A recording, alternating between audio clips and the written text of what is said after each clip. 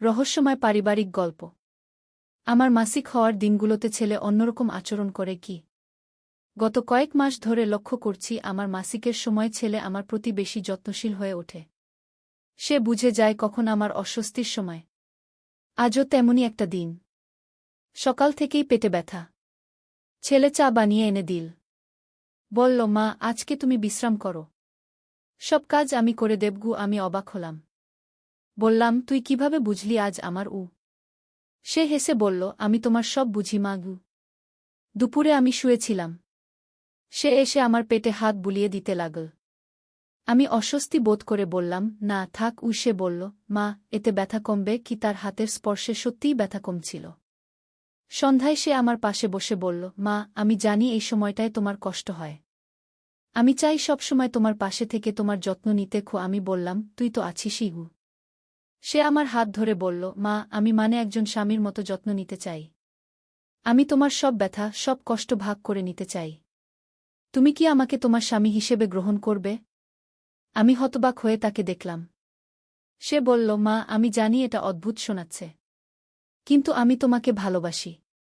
তোমার একটি অসুবিধাও সহ্য করতে পারি না গি। এই গল্পটি সম্পূর্ণ শুনলে আপনাদের পানি অটোমেটিক বের হয়ে যাবে, সো যত দ্রুত সম্ভব হাতের কাছে টিস্যু নিয়ে বসে পড়ো। বিছানার চাদর যেন নষ্ট না হয় সেটা সম্পূর্ণ খেয়াল রাখার অনুরোধ জানিয়ে গল্পটি এখন শুরু করব। তার আগে সর্বশেষ অনুরোধ, দয়া করে এমন পানি বের করার গল্প নিয়মিত শুনতে আমাদের চ্যানেলটি সকলেই সাবস্ক্রাইব করুন। ধন্যবাদ। হ্যালো বন্ধুরা, আমার নাম রীতা দাস। আমার বয়স ৪৪ বছর। আমার স্বামীর নাম করিম উদ্দিন, বয়স ৪৭ বছর। আমাদের ২ সন্তান, রাহুল আর সুমি। রাহুল ২১ বছর বয়সী, ভার্সিটিতে পড়ে। সুমি ১৪ বছর বয়সী, স্কুলে যায়। গত সপ্তাহের ঘটনাটা আমি কিছুতেই ভুলতে পারছি না। সেদিন রাহুল আমাকে বলল, মা, তোমার জন্য একটা বিশেষ উপহার এনেছি। আমি বললাম, কি উপহার? সে বলল, চোখ বন্ধ করে রাখো। আমি চোখ বন্ধ করে রাখলাম। সে আমার হাতে কিছু একটা রাখল। খুব নরম, কিন্তু একটু ভেজা ভেজা লাগছিল। আমি চোখ খুলে দেখলাম একটা ছোট্ট তোয়ালে। আমি বললাম, এইটা কেন? সে বলল, মা, আমি জানি তোমার মাসিকের সময় অনেক সমস্যা হয়। এই বিশেষ তোয়ালেটা গরম পানিতে ভিজিয়ে তোমার পেটে দিলে ব্যথা কমে যাবে। আমি ইন্টারনেটে খুঁজে পেয়েছি গু। আমি অবাক হয়ে গেলাম। আমার ছেলে আমার এত যত্ন নেয়। কিন্তু এরপর যা হলো সেটা আমাকে ভাবিয়ে তুলল। পরের দিন সকালে রাহুল আমার রুমে এসে বলল, মা, আজ তোমার কেমন লাগছে? আমি একটা বিশেষ চা বানিয়েছি। চায়ের স্বাদ অদ্ভুত লাগছিল। আমি জিজ্ঞেস করলাম, এইটাই কি দিয়েছিস? সে বলল, গোপন উপাদান। এটা খেলে তোমার সব ব্যথা চলে যাবে। চা খাওয়ার পর আমার মাথা ঝিমঝিম করতে লাগল। আমি বিছানায় শুয়ে পড়লাম। রাহুল এসে বলল, মা, আমি তোমার পায়ে মালিশ করে দিচ্ছি। তার হাত পায়ে লাগতেই আমার গা শিউরে উঠল। আমি বললাম, না রাহুল, আমার ভালো লাগছে না। কিন্তু সে বলল, মা, এইটা তোমার জন্য ভালো। তুমি আমাকে বিশ্বাস করো। সেই রাতে আমি জেগে উঠলাম একটা আওয়াজে। দেখলাম রাহুল আমার রুমের দরজার কাছে দাঁড়িয়ে আছে। আমি ভয় পেয়ে গেলাম। বললাম, কি হয়েছে রাহুল? সে এগিয়ে এসে বলল, মা, আমি তোমার কাছে একটা কথা বলবো। আমি তোমাকে খুব ভালোবাসি। কিন্তু এই ভালোবাসাটা সাধারণ মায়ের প্রতি ছেলের ভালোবাসার মতো নয়। আমার হৃৎপিণ্ড থেমে যাওয়ার মতো অবস্থা। আমি বললাম, তুই কি বলতে চাইছিস? সে বলল, মা, আমি জানি এটা ভুল শোনাবে, কিন্তু আমি তোমাকে একজন নারী হিসেবে দেখি। তোমার প্রতি আমার অনুভূতি একজন প্রেমিকের মতো গু। আমি চিৎকার করে উঠতে যাচ্ছিলাম, কিন্তু সে আমার মুখে হাত চাপা দিল। বলল, মা, চিৎকার করো না। আমি তোমার কোনো ক্ষতি করব না। আমি শুধু তোমাকে ভালোবাসি। আমি তার হাত সরিয়ে দিয়ে বললাম, রাহুল, তুই পাগল হয়ে গেছিস। আমি তোর মা। তুই আমার ছেলে গি। সে বলল, মা, আমি জানি এটা সমাজের নিয়মে ভুল, কিন্তু ভালোবাসার কোনো নিয়ম নেই। আমি তোমার সাথে একটা নতুন জীবন শুরু করতে চাই। আমি ভয়ে কাঁপতে লাগলাম। বললাম, তুই আমার ঘর থেকে বের হয়ে যাগ। কিন্তু সে বলল, মা, তুমি আমার কথা ভেবে দেখো। বাবা তো সবসময় বাইরে থাকে। আমি তোমার সব যত্ন নিতে পারি। তোমাকে খুশি রাখতে পারি। আমি কিছুতেই বুঝতে পারছিলাম না কি করব। হঠাৎ রাহুল আমার কাছে এসে বলল, মা, আমি তোমার হাত ধরতে পারি? আমি বললাম, না, তুই আমার কাছ থেকে দূরে থাক। কিন্তু সে আমার হাত ধরে ফেল। আমি টের পেলাম তার হাত কাঁপছে। সে বলল, মা, আমি তোমার কাছে এসেছি কারণ আমি তোমাকে বিশ্বাস করি। তুমি ছাড়া আমার কেউ নেই। হঠাৎ করে সুমি রুমে ঢুকল। সে বলল, মা, কি হয়েছে? তুমি কাঁদছ কেন? রাহুল আমার হাত ছেড়ে দিয়ে বলল, কিছু না সুমি, মায়ের পেট ব্যথা করছিল। সুমি বলল, মা, তুমি ডাক্তারের কাছে যাবে না কেন? আমি বললাম, যাব বাবা, কাল যাব। রাহুল চলে যাওয়ার পর আমি সুমিকে জড়িয়ে ধরলাম। সুমি বলল, মা, তুমি ঠিক আছো তো? তোমাকে খুব চিন্তিত লাগছে গি। আমি বললাম, হ্যাঁ বাবা, আমি ঠিক আছি। কিন্তু আমি জানতাম আমি মোটেই ঠিক নেই। আমার নিজের ছেলে আমার প্রতি এমন অনুভূতি পোষণ করে। এটা কি করে সম্ভব? পরের দিন সকালে আমি রাহুলের সাথে কথা বলার সিদ্ধান্ত নিলাম। আমি তাকে ডেকে বললাম, রাহুল, গতকাল তুই যা বলেছিস সেটা নিয়ে আমাদের কথা বলতে হবে। সে বলল, মা, আমি জানি তুমি রাগ করেছ। কিন্তু আমি আমার মনের কথা বলেছি গি। আমি বললাম, রাহুল, এই অনুভূতিটা ভুল। তুই আমার ছেলে, আমি তোর মা। আমাদের মধ্যে এই ধরনের সম্পর্ক হতে পারে না গি। সে বলল, কিন্তু মা, আমি কি করব? আমার মন তো আমার কন্ট্রোলে নেই গি। আমি বললাম, তুই একজন সাইকোলজিস্টের কাছে যাবি। এই সমস্যার সমাধান আছে গি। সে বলল, মা, আমি কারো কাছে যেতে চাই না। আমি শুধু তোমার সাথেই এই বিষয়ে কথা বলতে চাই। আমি বললাম, না রাহুল, এটা আর চলতে পারে না গি। হঠাৎ করে আমার স্বামী করিম ঘরে ঢুকল। সে বলল, কি হয়েছে? তোমরা এত জোরে কথা বলছো কেন? আমি কিছু বলতে পারলাম না। রাহুল বলল, কিছু না বাবা, মায়ের সাথে পড়াশোনা নিয়ে কথা হচ্ছিল। করিম বলল, ও তাহলে ঠিক আছে গি। কিন্তু আমি জানতাম এটা ঠিক নেই। আমাকে কিছু করতে হবে। সেই রাতে আমি করিমের কাছে সব কিছু বলার সিদ্ধান্ত নিলাম। কিন্তু কি করে বলবো? আমার নিজের স্বামীকে বলব যে আমার ছেলে আমার প্রতি অস্বাভাবিক অনুভূতি পোষণ করে? আমি করিমকে বললাম, তুমি রাহুলের আচরণে কিছু অস্বাভাবিকতা লক্ষ্য করেছ? সে বলল, না তো, সে তো খুব ভালো ছেলে। তোমার সব যত্ন নেয়। আমি বললাম, হ্যাঁ, কিন্তু সেই যত্নটা একটু বেশি মনে হয় না তোমার? করিম বলল, না, এতে সমস্যা কি? ছেলে মায়ের যত্ন নিবে, এটাই তো স্বাভাবিক। আমি আর কিছু বলতে পারলাম না। পরের কয়েকদিন আমি রাহুলকে এড়িয়ে চলার চেষ্টা করলাম। কিন্তু সে বারবার আমার কাছে আসছিল। একদিন সে আমাকে বলল, মা, তুমি আমাকে এড়িয়ে চলছ কেন? আমি বললাম, আমি এড়াচ্ছি না গি। সে বলল, মা, আমি বুঝতে পারছি। তুমি আমার সাথে স্বাভাবিক আচরণ করছো না গি।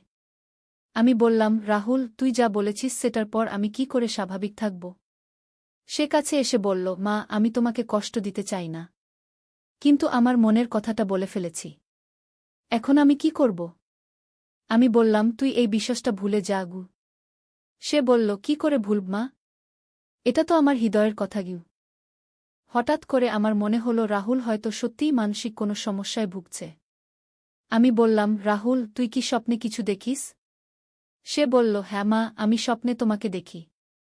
কিন্তু সেই স্বপ্নগুলো আমি তার কথা বন্ধ করে দিয়ে বললাম, থাম, আর বলিস না গে। কিন্তু সে বলল, মা, আমি তোমার সাথে এই স্বপ্নগুলো শেয়ার করতে চাই। আমি বললাম, না রাহুল, এসব কথা আমি শুনতে চাই না গি। সে বলল, কিন্তু মা, আমি কার সাথে এই কথাগুলো বলবো? আমি বুঝতে পারলাম রাহুলের সত্যিই সাহায্য দরকার। আমি বললাম, রাহুল, আমি তোর জন্য একজন ভালো ডাক্তারের ব্যবস্থা করব। সে বলল, না মা, আমি কোনো ডাক্তারের কাছে যেতে চাই না গি। আমি বললাম, তাহলে তুই কি চাইস? সে বলল, আমি চাই তুমি আমার কথাগুলো শুনো। আমি চাই তুমি আমাকে বুঝতে চেষ্টা করো। আমি দীর্ঘশ্বাস ফেলে বললাম, ঠিক আছে, বল। সে বলতে শুরু করল, মা, আমি যখন ছোট ছিলাম তখন থেকেই তোমার প্রতি একটা বিশেষ অনুভূতি ছিল। কিন্তু তখন আমি বুঝতে পারিনি এটা কী গু। আমি বললাম, এটা স্বাভাবিক রাহুল। সব ছেলেই মায়ের প্রতি ভালোবাসা অনুভব করে কি? সে বলল, না মা, এটা সেই ভালোবাসা নয়। এটা অন্যরকম গ। আমার মনে হচ্ছিল আমি একটা অন্ধকার জগতে হারিয়ে যাচ্ছি। হঠাৎ করে দরজায় কড়া নাড়ার শব্দ হল। আমি গিয়ে দরজা খুললাম। দেখি আমাদের পাশের বাড়ির আন্টি। তিনি বললেন, রিতা, তোমার সাথে জরুরি কথা আছে গু। আমি বললাম, আসুন আন্টি গু। তিনি ভেতরে এসে বসলেন। বললেন, রিতা, আমি গতকাল রাতে তোমার বাড়ি থেকে চিৎকার চেঁচামেচির আওয়াজ শুনেছি। সব ঠিক তো? আমি বললাম, হ্যাঁ আন্টি, সব ঠিক। তিনি বললেন, না রিতা, আমি তোমার গলার আওয়াজ চিনি। তুমি কান্নাকাটি করছিলে। আমি আর লুকাতে পারলাম না। আমি কেঁদে ফেললাম। আন্টি বললেন, কি হয়েছে বলতো? আমি সব কিছু বলে ফেললাম। আন্টি শুনে হতবাক হয়ে গেলেন। তিনি বললেন, এটা খুবই গুরুতর ব্যাপার রিতা। তোমাকে এর সমাধান করতে হবে। আমি বললাম, কি করবা আন্টি? আমি কিছুই বুঝতে পারছি না। আন্টি বললেন, তুমি প্রথমে তোমার স্বামীকে সব কিছু বলো। তারপর রাহুলকে একজন বিশেষজ্ঞ ডাক্তারের কাছে নিয়ে যাও। আমি বললাম, করিমকে বললে সে কি ভাববে? আন্টি বললেন, সে যাই ভাবুক, এই সমস্যাটা লুকিয়ে রাখলে আরও বড় বিপদ হবে। সেই রাতে আমি করিমকে সব কিছু বললাম। সে প্রথমে বিশ্বাস করতে পারল না। বলল, তুমি নিশ্চয়ই ভুল বুঝেছ রিতা। আমি বললাম, না করিম, আমি ভুল বুঝিনি। রাহুল নিজেই আমাকে বলেছে। করিম রাগে ফেটে পড়ল। বলল, আমি তার সাথে কথা বলব। আমি বললাম, না করিম, রাগ করে কিছু হবে না। আমাদের তাকে সাহায্য করতে হবে। পরের দিন সকালে করিম রাহুলকে ডেকে সব কিছু জিজ্ঞেস করল। রাহুল কিছুতেই স্বীকার করতে চাইল না। বলল, না বাবা, মা ভুল বুঝেছে। কিন্তু করিম বুঝতে পারল রাহুল মিথ্যা বলছে। সে বলল, রাহুল, তুই আমার কাছে সত্যি কথা বল। অবশেষে রাহুল সব কিছু স্বীকার করল। করিম প্রথমে তাকে মারতে গেল। কিন্তু আমি বাধা দিলাম। আমি বললাম, করিম, এতে কিছু হবে না। আমাদের তাকে চিকিৎসা করাতে হবে। আমরা রাহুলকে একজন মনোরোগ বিশেষজ্ঞের কাছে নিয়ে গেলাম। ডাক্তার বললেন, এটা একটা বিরল মানসিক সমস্যা। কিন্তু চিকিৎসা করলে ভালো হয়ে যাবে। রাহুলের চিকিৎসা শুরু হল। প্রথম কয়েক সপ্তাহ খুবই কঠিন ছিল। কিন্তু ধীরে ধীরে সে ভালো হতে শুরু করল। একদিন ডাক্তার আমাদের বললেন, রাহুলের এই সমস্যার পেছনে তার শৈশবের কিছু ঘটনা দায়ী। সে তার মায়ের প্রতি অতিরিক্ত আবেগপ্রবণ হয়ে পড়েছিল। আমি জিজ্ঞেস করলাম, এটা কি করে হল? ডাক্তার বললেন, কখনো কখনো একটা শিশু তার মায়ের প্রতি এতটাই নির্ভরশীল হয়ে পড়ে যে সেটা অস্বাভাবিক রূপ নেয়া। রাহুলের ক্ষেত্রে এমনটাই হয়েছে। চিকিৎসার ৩ মাস পর রাহুল অনেকটাই স্বাভাবিক হয়ে গেল। সে আমার কাছে ক্ষমা চাইল। বলল, মা, আমি যা করেছি সেটা খুবই ভুল ছিল। আমি তোমাকে কষ্ট দিয়েছি। আমি তাকে ক্ষমা করে দিলাম। বললাম, তুই আমার ছেলে। আমি তোকে সবসময় ভালোবাসব। এখন রাহুল সম্পূর্ণ স্বাভাবিক। সে তার পড়াশোনায় মন দিয়েছে। এমনকি একটা মেয়ের সাথে তার বন্ধুত্ব হয়েছে। গত সপ্তাহে সে আমাকে বলল, মা, আমি তোমার কাছে একটা মেয়েকে নিয়ে আসতে চাই। আমি খুশি হয়ে বললাম, অবশ্যই নিয়ে আয়। এইভাবে আমাদের পারিবারিক সংকট কেটে গেল। কিন্তু এর পেছনে একটা বিশাল রহস্য লুকিয়ে ছিল যেটা আমরা তখনও জানতাম না। রাহুলের চিকিৎসা চলাকালীন ডাক্তার আমাদের কিছু পুরানো ছবি এবং ডায়েরি দেখতে চেয়েছিলেন। আমি আমার পুরানো জিনিসপত্র ঘাঁটতে গিয়ে একটা লুকানো বাক্স পেলাম। বাক্সটা খুলে দেখি সেখানে কিছু চিঠি আর একটা ডায়েরি আছে। ডায়েরিটা আমার মার। আমার মা মারা গেছেন আমার বিয়ের পর। আমি ডায়েরিটা পড়তে শুরু করলাম। পড়তে পড়তে আমি হতবাক হয়ে গেলাম। ডায়েরিতে লেখা ছিল আমার দাদুর কথা। আমার মা লিখেছেন যে আমার দাদু আমার মার প্রতি অস্বাভাবিক আচরণ করতেন। আমার মা লিখেছেন, আমার শ্বশুর আমার প্রতি এমন আচরণ করেন যেটা স্বাভাবিক নয়। তিনি আমাকে তার মেয়ের মতো নয়, বরং একজন নারী হিসেবে দেখেন। আমি খুবই অস্বস্তি বোধ করি। আরও পড়তে লাগলাম। মা লিখেছেন, আজ তিনি আমার হাত ধরে বললেন, তুমি আমার ছেলের চেয়ে আমার বেশি প্রিয়। আমি ভয় পেয়ে গেছি। আমি বুঝতে পারলাম এটা আমাদের পারিবারিক একটা সমস্যা। হয়তো বংশগতভাবে এই সমস্যাটা চলে আসছে। আমি ডাক্তারকে এই ডায়েরির কথা বললাম। তিনি বললেন, এটা খুবই গুরুত্বপূর্ণ তথ্য। কখনো কখনো এই ধরনের আচরণগত সমস্যা বংশগতভাবে চলে আসে। তিনি আরও বললেন, আপনার ছেলের চিকিৎসায় এই তথ্যটা খুব কাজে লাগবে। আমি করিমকে এই ব্যাপারটা বললাম। সে বলল, মানে তোমার দাদু এমন ছিলেন? আমি বললাম, হ্যাঁ, মনে হচ্ছে এটা আমাদের পরিবারে একটা সমস্যা। করিম বলল, তাহলে সুমির ব্যাপারেও সতর্ক থাকতে হবে। আমি বললাম, সুমি তো মেয়ে। করিম বলল, তবুও। কারণ এই ধরনের সমস্যা যেকোনোভাবে প্রকাশ পেতে পারে। পরের দিন আমি সুমির সাথে বসে কথা বললাম। আমি তাকে জিজ্ঞেস করলাম, সুমি, তোর মনে কোনো অস্বাভাবিক চিন্তা আসে? সুমি বলল, কি ধরনের অস্বাভাবিক চিন্তা মা? আমি বললাম, মানে তুই কি কখনো এমন কিছু ভাবিস যেটা তোর ভাবা উচিত নয়? সুমি একটু চুপ করে থেকে বলল, মা, আমি কখনো কখনো বড় ভাইয়ের সাথে বিয়ে করার স্বপ্ন দেখি গু। আমার মাথায় বজ্রপাত হল। আমি বললাম, কি বলছিস তুই? সুমি বলল, মা, আমি জানি এটা ভুল। কিন্তু আমি রাহুল ভাইকে খুব ভালোবাসি। তার মতো ছেলেকে আমি বিয়ে করতে চাই। আমি বুঝতে পারলাম সুমির মধ্যেও এই সমস্যার লক্ষণ দেখা দিয়েছে। আমি তৎক্ষণাৎ ডাক্তারকে ফোন করলাম। ডাক্তার বললেন, আপনি সুমিকেও নিয়ে আসুন। আমাদের তার সাথেও কথা বলতে হবে। পরের দিন আমি সুমিকে ডাক্তারের কাছে নিয়ে গেলাম। ডাক্তার তার সাথে অনেক কথা বললেন। কথা শেষে ডাক্তার আমাকে বললেন, সুমির মধ্যেও একই ধরনের সমস্যা দেখা দিয়েছে। তবে তার ক্ষেত্রে এটা ভাইয়ের প্রতি আকর্ষণ। আমি জিজ্ঞেস করলাম, এটা কি করে সম্ভব? ডাক্তার বললেন, এই ধরনের সমস্যা পারিবারিকভাবে চলে আসতে পারে। আপনার পরিবারে এই জিনগত সমস্যাটা রয়েছে কি? তিনি আরও বললেন, তবে চিন্তার কিছু নেই। সুমির বয়স কম, তাই তার চিকিৎসা করা সহজ হবে। সুমির চিকিৎসাও শুরু হল। দুই ভাইবোনের চিকিৎসা চলতে লাগল একসাথে।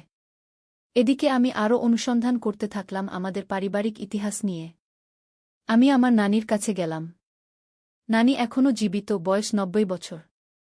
আমি নানিকে জিজ্ঞেস করলাম, নানি, আমাদের পরিবারে কি কোনো অস্বাভাবিক ঘটনা ঘটেছিল? নানি প্রথমে কিছু বলতে চাইলেন না। পরে বললেন, কেন জিজ্ঞেস করছিস? আমি সব কিছু বললাম। নানি শুনে খুবই দুঃখ পেলেন।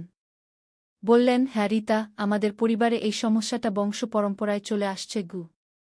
নানি বলতে লাগলেন, তোর দাদার বাবাও এমন ছিলেন। তিনি তার বউয়ের প্রতি অস্বাভাবিক আচরণ করতেন। এমনকি তার নিজের মেয়ের প্রতিও। আমি হতবাক হয়ে গেলাম। নানি বললেন, এজন্যেই আমি তোর মাকে সতর্ক করেছিলাম। কিন্তু সে আমার কথা শোনেনি। নানি আরও বললেন, এই সমস্যাটা আমাদের পরিবারের একটা অভিশাপ। কিন্তু এখন যুগ পাল্টেছে। এর চিকিৎসা আছে। আমি নানির কাছ থেকে আরও বিস্তারিত জানলাম আমাদের পূর্বপুরুষরা এই সমস্যায় ভুগতেন। নানি বললেন, তোর প্রপিতামহ এমন ছিলেন। তিনি তার নিজের বোনের প্রতি অস্বাভাবিক অনুভূতি পোষণ করতেন। আমি বুঝতে পারলাম এটা একটা পারিবারিক জেনেটিক সমস্যা। আমি ডাক্তারকে এই তথ্যগুলো দিলাম।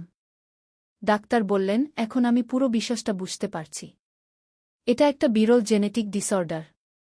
এই ডিসঅর্ডারের কারণে পারিবারিক সদস্যদের প্রতি অস্বাভাবিক আকর্ষণ তৈরি হয়। তিনি আরও বললেন, সৌভাগ্যবশত এর চিকিৎসা আছে। আধুনিক মনোবিজ্ঞান এবং ওষুধের মাধ্যমে এটা নিয়ন্ত্রণ করা যায়। রাহুল এবং সুমির চিকিৎসা চলতে থাকল। ৬ মাস পর তারা দুজনেই সম্পূর্ণ স্বাভাবিক হয়ে গেল। ডাক্তার বললেন, এখন তারা সুস্থ। তবে নিয়মিত ফলোআপ করতে হবে। আমি জিজ্ঞেস করলাম, ভবিষ্যতে তাদের কোনো সমস্যা হবে না তো? ডাক্তার বললেন, না, চিকিৎসার পর সাধারণত এই সমস্যা আর ফিরে আসে না। এখন আমাদের পরিবার সম্পূর্ণ স্বাভাবিক। রাহুল তার পড়াশোনা শেষ করে একটা ভালো চাকরি পেয়েছে। তার একটা প্রেমিকাও আছে। সুমিও এখন খুব স্বাভাবিক জীবনযাপন করছে। সে তার পড়াশোনায় মন দিয়েছে। গত মাসে রাহুল আমাদের কাছে একটা মেয়েকে নিয়ে এসেছে। বলেছে সে তাকে বিয়ে করতে চায়। মেয়েটা খুবই ভালো। আমি খুশি হয়ে বলেছি, আমাদের কোনো আপত্তি নেই। রাহুল বলেছে, মা, আমি তোমাকে ধন্যবাদ দিতে চাই। তুমি আমার সবচেয়ে কঠিন সময়ে আমার পাশে ছিলে। আমি বলেছি, তুই আমার সন্তান। আমি সবসময় তোর পাশে থাকব। সুমিও এখন তার ভবিষ্যৎ নিয়ে স্বপ্ন দেখে। সে ডাক্তার হতে চায়। বলে, মা, আমি মানসিক রোগের ডাক্তার হব, যাতে আমাদের মতো পরিবারগুলোকে সাহায্য করতে পারি। আমি বলেছি, খুব ভালো সিদ্ধান্ত। করিমও এই পুরো ঘটনার পর অনেক পরিবর্তন এসেছে। সে এখন পরিবারের সাথে বেশি সময় কাটায়। গতকাল সন্ধ্যায় আমরা সবাই একসাথে বসে টিভি দেখছিলাম। হঠাৎ একটা পারিবারিক নাটক দেখাচ্ছিল যেখানে অনুরূপ একটা সমস্যার কথা বলা হচ্ছিল। রাহুল বলল, মা, দেখো, এই পরিবারটাও আমাদের মতো সমস্যায় পড়েছে। সুমি বলল, হ্যাঁ, কিন্তু তারা চিকিৎসা নিচ্ছে না। এজন্যেই তাদের সমস্যা বাড়ছে। আমি বললাম, আমরা সময়মতো পদক্ষেপ নিয়েছিলাম বলেই আজ আমাদের পরিবার ঠিক আছে। করিম বলল, হ্যাঁ, এবং এই অভিজ্ঞতা থেকে আমরা অনেক কিছু শিখেছি। আমি এখন বুঝতে পারি যে যে কোনো সমস্যার সমাধান আছে। শুধু সময়মতো সাহায্য চাইতে হয় এবং ধৈর্য রাখতে হয়। আমাদের পরিবারের এই সংকট কেটে যাওয়ার পর আমি অনেক মানুষকে সাহায্য করেছি। আমাদের এলাকার অনেক পরিবারই এই ধরনের সমস্যায় ভুগছিল। আমি তাদের সঠিক ডাক্তারের কাছে যেতে সাহায্য করেছি। আমার মনে হয় এই কঠিন অভিজ্ঞতার একটা ইতিবাচক দিক হল আমি অন্যদের সাহায্য করতে পারছি। গত সপ্তাহে একজন মহিলা আমার কাছে এসেছিলেন। তার ছেলেও একই ধরনের সমস্যায় ভুগছিল। আমি তাকে আমাদের ডাক্তারের কাছে নিয়ে গিয়েছিলাম। আজ তিনি আমাকে ধন্যবাদ দিয়ে বললেন, রিতা, তোমার সাহায্যে আমার ছেলে এখন সুস্থ। আমি বললাম, এতে ধন্যবাদের কিছু নেই। আমরা সবাই একে অপরের সাহায্য করব। আমি এখন বুঝতে পারি যে জীবনে যত কঠিন সমস্যায় আসুক না কেন, ধৈর্য এবং সঠিক পদক্ষেপের মাধ্যমে সব সমাধান করা যায়। আমার পরিবার এখন সম্পূর্ণ স্বাভাবিক এবং খুশি। আমাদের মধ্যে এখন কোনো লুকোছাপা নেই। সবাই সবার সাথে খোলাখুলি কথা বলি। আমি প্রতিদিন ভগবানের কাছে কৃতজ্ঞতা প্রকাশ করি যে তিনি আমাদের এই কঠিন সময়ে শক্তি দিয়েছেন এবং সঠিক সমাধানের পথ দেখিয়েছেন। আজ যখন আমি এই পুরো ঘটনার কথা ভাবি, মনে হয় এটা একটা স্বপ্ন ছিল। কিন্তু এটা বাস্তব ছিল এবং আমরা সেটা মোকাবেলা করে এসেছি। আমার মনে হয় প্রতিটা পরিবারেরই কোনো না কোনো গোপন সমস্যা থাকে। গুরুত্বপূর্ণ বিষয় হল সেই সমস্যাগুলো লুকিয়ে না রেখে সঠিক সময়ে সমাধানের চেষ্টা করা। আমাদের গল্পের মাধ্যমে আমি সবাইকে বলতে চাই যে কোনো সমস্যাই এতটা বড় নয় যার সমাধান নেই। শুধু সাহস এবং ধৈর্যের প্রয়োজন। মা, আমি তোমার রান্না ছাড়া বাঁচতে পারি না এই কথা বলেই ছেলে আমাকে এমন একটা প্রস্তাব দিল যা শুনে আমি হতভম্ব হয়ে গেলাম। আজ সকালে রান্নাঘরে দাঁড়িয়ে ভাত রান্না করছিলাম। ছেলে পেছন থেকে এসে আমার কোমরে হাত দিয়ে বলল, মা, তুমি এত সুন্দর করে রান্না করো। আমি হেসে বললাম, তোর জন্যই তো। সে আমার কানের কাছে মুখ নিয়ে এসে ফিসফিস করে বলল, মা, আমি চাই সারা জীবন তোমার রান্না খেতে। চুলা থেকে ভাতের পাত্র নামিয়ে রাখলাম। সে আমার হাত ধরে বলল, কিন্তু শুধু ছেলে হিসেবে নয়, স্বামী হিসেবে। আমি চমকে উঠলাম। সে আমার চোখের দিকে তাকিয়ে বলল, মা, আমি জানি এটা অস্বাভাবিক লাগছে, কিন্তু আমি তোমাকে ভালোবাসি। রান্নাঘরের আলো তার মুখ উজ্জ্বল দেখাচ্ছিল। সে বলল, আমি চাই তুমি আমার স্ত্রী হও। আমরা এই বাড়ি ছেড়ে অন্য শহরে চলে যাব। আমার হাত থেকে চামচ পড়ে গেল। সে আমাকে জড়িয়ে ধরে বলল, মা, তুমি যদি রাজি হও, আমি তোমাকে সারা জীবন রানীর মতো রাখব। ভাতের গন্ধ রান্নাঘরে ছড়িয়েছিল, কিন্তু আমি শুধু তার কথাগুলো শুনছিলাম যা আমার মনের গভীরে গেঁথে যাচ্ছিল। এই গল্পটি সম্পূর্ণ শুনলে আপনাদের পানি অটোমেটিক বের হয়ে যাবে, যত দ্রুত সম্ভব হাতের কাছে টিস্যু নিয়ে বসে পড়ো। বিছানার চাদর যেন নষ্ট না হয় সেটা সম্পূর্ণ খেয়াল রাখার অনুরোধ জানিয়ে গল্পটি এখন শুরু করব। তার আগে সর্বশেষ অনুরোধ, দয়া করে এমন পানি বের করার গল্প নিয়মিত শুনতে আমাদের চ্যানেলটি সকলেই সাবস্ক্রাইব করুন। ধন্যবাদ। হ্যালো বন্ধুরা, আমার নাম নীলুফার খান। আমার বয়স 39 বছর। আমার স্বামীর নাম রেজাউল খান, বয়স 50 বছর। আমাদের 3 সন্তান, রাফি, তানিয়া আর সাকিব। রাফির বয়স 21 বছর, ইউনিভার্সিটিতে পড়ে। তানিয়া 16 বছর বয়সী, কলেজে যায়। সাকিব 14 বছর বয়সী, স্কুলে পড়ে। কিন্তু যে ঘটনার কথা বলতে যাচ্ছি সেটা আমার জীবনের সবচেয়ে অদ্ভুত ও রহস্যময় অভিজ্ঞতা। সেদিন সকালে রাফি আমার কাছে এসে বলল তার একটা গোপন প্রস্তাব আছে। আমি ভাবলাম হয়তো কোনো মেয়ের সাথে প্রেমের ব্যাপার নিয়ে পরামর্শ চাইবে। কিন্তু যা ঘটল তা আমার কল্পনারও বাইরে। রাফি আমার হাত ধরে বসিয়ে দিল সোফায়। তার চোখে একটা অদ্ভুত ঔজ্জ্বল্য। সে বলল, মা, আমি জানি এটা শুনতে অস্বাভাবিক লাগবে, কিন্তু আমি চাই আমরা একসাথে একটা নতুন জীবন শুরু করি। আমি বুঝতে পারছিলাম না সে কি বলতে চাইছে। তারপর সে যা বলল সেটা শুনে আমার মাথা ঘুরে গেল। মা, আমি চাই তুমি আমার জীবনসঙ্গিনী হও। আমরা দূরে কোথাও চলে যাব। সেখানে আমরা স্বামী স্ত্রী হিসেবে থাকব। আমার হাত কাঁপতে শুরু করল। রাফি আমার মুখের দিকে তাকিয়ে বলল, মা, আমি জানি এটা সমাজের চোখে খারাপ, কিন্তু আমি তোমাকে এতটাই ভালোবাসি যে অন্য কোনো মেয়েকে স্ত্রী হিসেবে কল্পনাও করতে পারি না। আমি বোবা হয়ে বসে রইলাম। রাফি আমার পা স্পর্শ করে বলল, মা, তুমি যদি রাজি হও, আমি তোমাকে এমনভাবে ভালোবাসব যেমনটা কোনো স্বামী তার স্ত্রীকে ভালোবাসে। ঠিক সেই মুহূর্তে দরজার কড়া নাড়ার আওয়াজ পেলাম। রাফি গিয়ে দরজা খুল। বাইরে দাঁড়িয়ে ছিল একজন বয়স্ক লোক, যার হাতে একটা বড় সুটকেস। সে বলল, আমি এসেছি রাফি খানের খোঁজে। আমি তার দাদু, নুরুল ইসলাম। আমি চমকে উঠলাম। রাফির দাদু তো 15 বছর আগে মারা গিয়েছিলেন।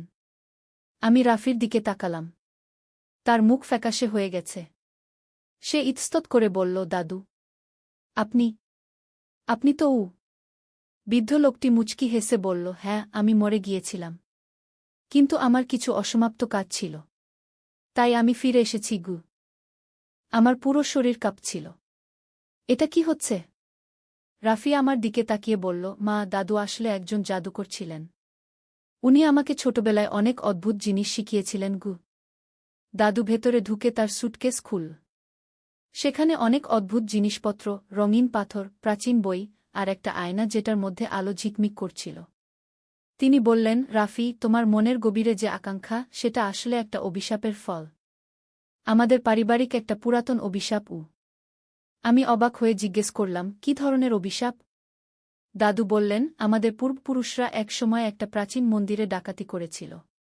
সেখানকার পুরোহিত অভিশাপ দিয়েছিল যে এই বংশের প্রতিটি পুরুষ তার মায়ের প্রতি অস্বাভাবিক আকর্ষণ অনুভব করবে। রাফি বলল, তাহলে আমি কি করব, দাদু? দাদু বললেন, এই অভিশাপ ভাঙার একটাই উপায়। তোমাকে 7 দিনের মধ্যে একটা অসাধারণ কাজ করতে হবে। তুমি এই আয়নার মধ্যে দিয়ে অতীতে গিয়ে সেই অভিশাপদাতার কাছে ক্ষমা চাইতে হবে। আমি জিজ্ঞেস করলাম, কিন্তু এটা কি করে সম্ভব? দাদু হাসলেন। নীলুফার বেটি, এই পৃথিবীতে অসম্ভব বলে কিছু নেই। জাদুর জগতে সবকিছুই সম্ভব। তারপর তিনি আয়নাটা রাফির হাতে দিয়ে বললেন, এই আয়নায় তাকালে তুমি অতীত দেখতে পাবে। যে মুহূর্তে সেই মন্দিরের দৃশ্য দেখবে, সেই মুহূর্তেই এর মধ্যে ঢুকে যাবে। রাফি কাপা কাপা হাতে আয়নাটা নীল। সে যেই আয়নায় তাকাল, অমনি আয়নার মধ্যে একটা ঝলকানি দেখা গেল। তারপর হঠাৎ করেই রাফি অদৃশ্য হয়ে গেল। আমি চিৎকার করে উঠলাম। দাদু আমাকে শান্ত হতে বললেন। চিন্তা করো না বেটি। সে নিরাপদে ফিরে আসবে। তিনি আমাকে বসিয়ে বললেন, এই 7 দিন তুমি আমার সাথে থাকো। আমি তোমাকে আমাদের পারিবারিক ইতিহাস বলব। প্রথম দিন দাদু আমাকে বললেন আমাদের পূর্বপুরুষদের কথা। আমাদের পূর্বপুরুষ জমিদার জাফর আলী খান ছিলেন বিখ্যাত ধনী। কিন্তু তিনি ছিলেন অত্যন্ত লোভী। একদিন তিনি শুনলেন যে একটা প্রাচীন মন্দিরে অনেক স্বর্ণমুদ্রা লুকানো আছে।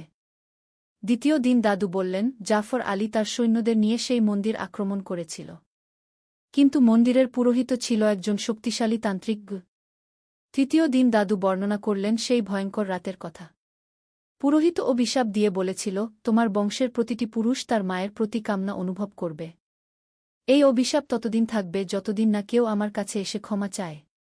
চতুর্থ দিন দাদু আমাকে দেখালেন আমাদের পারিবারিক বংশতালিকা। তিনি বললেন, এই অভিশাপের কারণে আমাদের পরিবারে কত ছেলে তাদের পরিবার ছেড়ে পালিয়েছে। কেউ পাগল হয়েছে, কেউ আত্মহত্যা করেছে। পঞ্চম দিন দাদু আমাকে বিভিন্ন মন্ত্র আর তাবিজের কথা বললেন। আমি যৌবনে অনেক চেষ্টা করেছি এই অভিশাপ ভাঙতে, কিন্তু পারিনি। তাই আমি মারা যাওয়ার আগে এই আয়নায় আমার আত্মা বেঁধে রেখেছি। ষষ্ঠ দিন দাদু বললেন, আগামীকাল রাফি ফিরে আসবে। তখন দেখা যাবে সে সফল হয়েছে কিনা। সপ্তম দিন সকালে হঠাৎ ঘরের মধ্যে একটা উজ্জ্বল আলো ছড়িয়ে পড়ল। সেই আলোর মধ্যে থেকে রাফি বের হয়ে এল। তার মুখে একটা অদ্ভুত শান্তির ছাপ। রাফি আমার দিকে তাকিয়ে বলল, মা, আমি সফল হয়েছি। আমি সেই পুরোহিতের কাছে ক্ষমা চেয়েছি। তিনি আমাদের অভিশাপ মুক্ত করে দিয়েছেন। দাদু খুশি হয়ে বললেন, চমৎকার। এবার আমি নিশ্চিন্তে মৃত্যুলোকে ফিরে যেতে পারি। রাফি আমার হাত ধরে বলল, মা, আমি এখন বুঝতে পারছি আমার মধ্যে যে অনুভূতি ছিল সেটা স্বাভাবিক ছিল না। এখন আমি একজন সাধারণ ছেলের মতো অনুভব করছি। আমি স্বস্তির নিঃশ্বাস ফেললাম। দাদু বললেন, এবার রাফি স্বাভাবিক জীবন কাটাতে পারবে। সে যাকে ইচ্ছা বিয়ে করতে পারবে। তারপর দাদু ধীরে ধীরে ঝাপসা হতে শুরু করলেন। তিনি বললেন, আমার কাজ শেষ। এবার আমি শান্তিতে চলে যেতে পারি। এভাবেই আমাদের পারিবারিক এই রহস্যময় অভিশাপের অবসান ঘটল। রাফি এখন একজন স্বাভাবিক যুবক। সে একটা মেয়ের সাথে প্রেম করছে। তাদের বিয়ে হবে আগামী বছর। আর আমি এই অভূতপূর্ব অভিজ্ঞতার পর বুঝতে পেরেছি যে এই পৃথিবীতে অনেক রহস্য রয়েছে যেগুলো আমরা জানি না। কিন্তু ভালোবাসা আর সাহসের মাধ্যমে সব বাধা অতিক্রম করা যায়। এই ঘটনার পর আমাদের পরিবারে শান্তি ফিরে এসেছে। রেজাউল আমার স্বামী এই পুরো ঘটনা জানার পর বুঝতে পেরেছেন কেন আমাদের পরিবারে আগে এত অস্বস্তি ছিল। তানিয়া আর সাকিবও এখন অনেক খুশি। তারা বলে যে এই বাড়িতে এখন অন্যরকম একটা ভালো অনুভূতি। রাফি এখন তার প্রেমিকা সুমাইয়ার সাথে বিয়ের প্রস্তুতি নিচ্ছে। সুমাইয়া একটা চমৎকার মেয়ে। তার সাথে রাফির সম্পর্ক একদম স্বাভাবিক ও সুস্থ। মাঝে মাঝে আমি ভাবি যদি দাদু না এসে থাকতেন তাহলে কি হতো? হয়তো আমাদের পরিবার ভেঙে যেত। হয়তো রাফি পাগল হয়ে যেত। কিন্তু এখন সব ঠিক আছে। আমি আবার স্বাভাবিক একজন মা। রাফি আমার ভালো ছেলে। আমরা আবার একটা সুখী পরিবার। কখনো কখনো রাতের বেলা আমি সেই আয়নার কথা ভাবি যেটার মাধ্যমে রাফি অতীতে গিয়েছিল। দাদু চলে যাওয়ার সময় সেই আয়নাটাও নিয়ে গিয়েছিলেন। তিনি বলেছিলেন এই আয়না আর কারো কাজে লাগবে না। আমি এটাকে অন্য জগতে নিয়ে যাচ্ছি। এই পুরো ঘটনাটা আমার কাছে এখনও একটা স্বপ্নের মতো লাগে। কিন্তু এটা সত্যি ঘটেছিল। আমাদের পরিবার এই অভিশাপ থেকে মুক্তি পেয়েছে। এখন যখন রাফি আমাকে কিমা-ই বলে ডাকে তখন সেটা একদম স্বাভাবিক শোনায়। আর কোনো অদ্ভুত অনুভূতি নেই। আমি এই গল্পটা বলার কারণ হচ্ছে পৃথিবীতে এমন অনেক রহস্য আছে যেগুলো আমরা বুঝি না। কিন্তু সাহস আর ধৈর্যের সাথে মোকাবিলা করলে সব সমস্যার সমাধান হয়। আমাদের এই অভিজ্ঞতা আমাকে শিখিয়েছে যে পারিবারিক বন্ধন কতটা গুরুত্বপূর্ণ। যতই বিপদ আসুক, পরিবারের সবাই একসাথে থাকলে সব অতিক্রম করা যায়। রাফি এখন বিশ্ববিদ্যালয়ে পড়াশোনা শেষ করে চাকরি খোঁজার চেষ্টা করছে। সে একটা ভালো চাকরি পেয়ে গেলে সুমাইয়ার সাথে বিয়ে করবে। তানিয়া এখন উচ্চমাধ্যমিকের ছাত্রী। সে ডাক্তার হতে চায়। তার পড়াশোনা খুব ভালো যাচ্ছে। সাকিব এখন নবম শ্রেণীতে পড়ে। সে খুব মেধাবী ছেলে। তার ইচ্ছা ইঞ্জিনিয়ার হওয়ার। আমাদের এই ছোট্ট পরিবারে এখন অনেক স্বপ্ন, অনেক আশা। সেই অন্ধকার দিনগুলো এখন আর নেই। মাঝে মাঝে আমি রান্নাঘরে দাঁড়িয়ে সেই দিনের কথা মনে করি যেদিন রাফি আমাকে সেই অদ্ভুত প্রস্তাব দিয়েছিল। আজ সেই রান্নাঘরেই আমি রাফির আর সুমাইয়ার জন্য বিয়ের পিঠা বানানোর পরিকল্পনা করি। জীবনটা সত্যিই অদ্ভুত। একদিন যা মনে হয়েছিল সবচেয়ে বড় সমস্যা, সেটাই পরিণত হয়েছে আমাদের পরিবারের সবচেয়ে বড় মুক্তির কারণে। এই গল্প থেকে আমার একটাই উপদেশ, যতই কঠিন সমস্যা আসুক, হাল ছাড়া যাবে না। আর পরিবারের কেউ কোনো অদ্ভুত আচরণ করলে তাকে দোষারোপ না করে তার পেছনের কারণ খুঁজে বের করতে হবে। রাফির বিয়েতে আমি যে শাড়ি পরব সেটা ইতিমধ্যে কিনে রেখেছি। লাল রঙের একটা সুন্দর বেনারসি শাড়ি। কিন্তু আমাদের এই শান্তির জীবনে আবার একটা নতুন রহস্য শুরু হল। বিয়ের ৩ মাস আগে একদিন সকালে আমি দেখি রাফি তার রুমে একা একা কার সাথে যেন কথা বলছে। আমি কান পেতে শোনার চেষ্টা করলাম। রাফি বলছিল, হ্যাঁ, আমি বুঝতে পারছি। কিন্তু এটা কি করে সম্ভব? তারপর সে চুপ হয়ে যায় যেন কেউ তার সাথে কথা বলছে। কিন্তু আমি তো কারো আওয়াজ শুনতে পাচ্ছি না। আমি দরজায় করাঘাত করলাম। রাফি দরজা খুলে দিল। আমি জিজ্ঞেস করলাম, কার সাথে কথা বলছিলি? রাফি একটু ইতস্তত করে বলল, মা, আমি আসলে গি।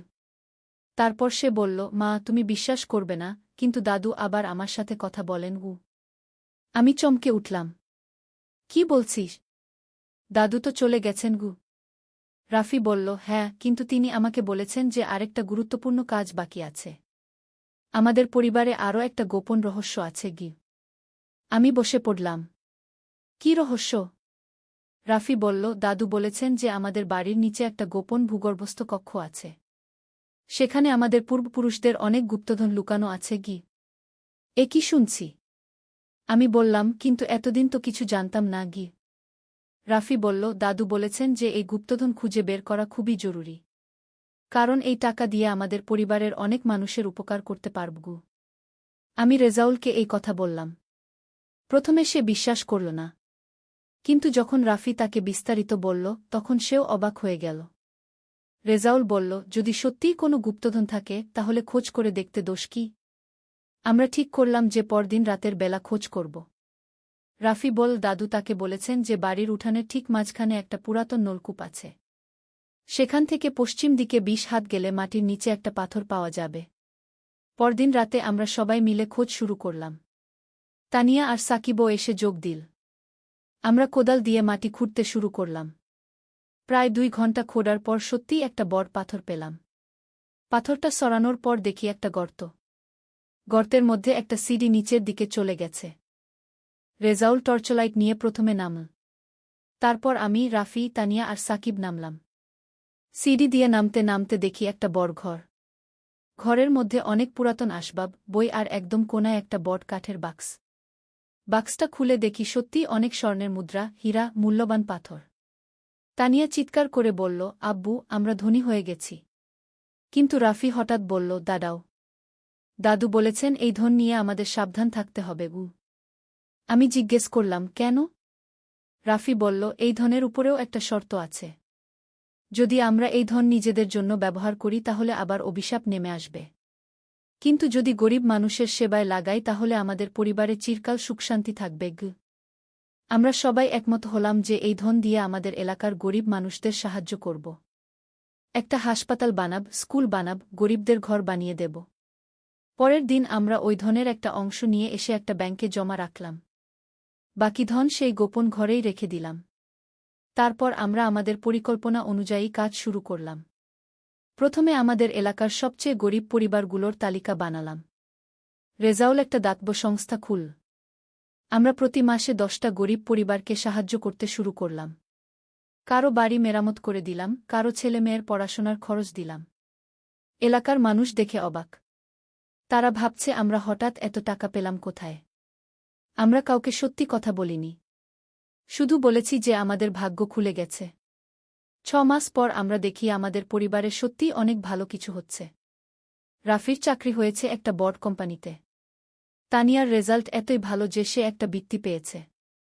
সাকিবের ক্রিকেট খেলার প্রতিভা দেখে কোচরা তাকে টিমে নিতে চায়। রাফির বিয়ের আয়োজনও চমৎকার হল। সুমাইয়ার পরিবার আমাদের এত উদারতা দেখে খুশি। তারা বলল যে এত ভালো পরিবারে মেয়ে দিতে পেরে তারা গর্বিত।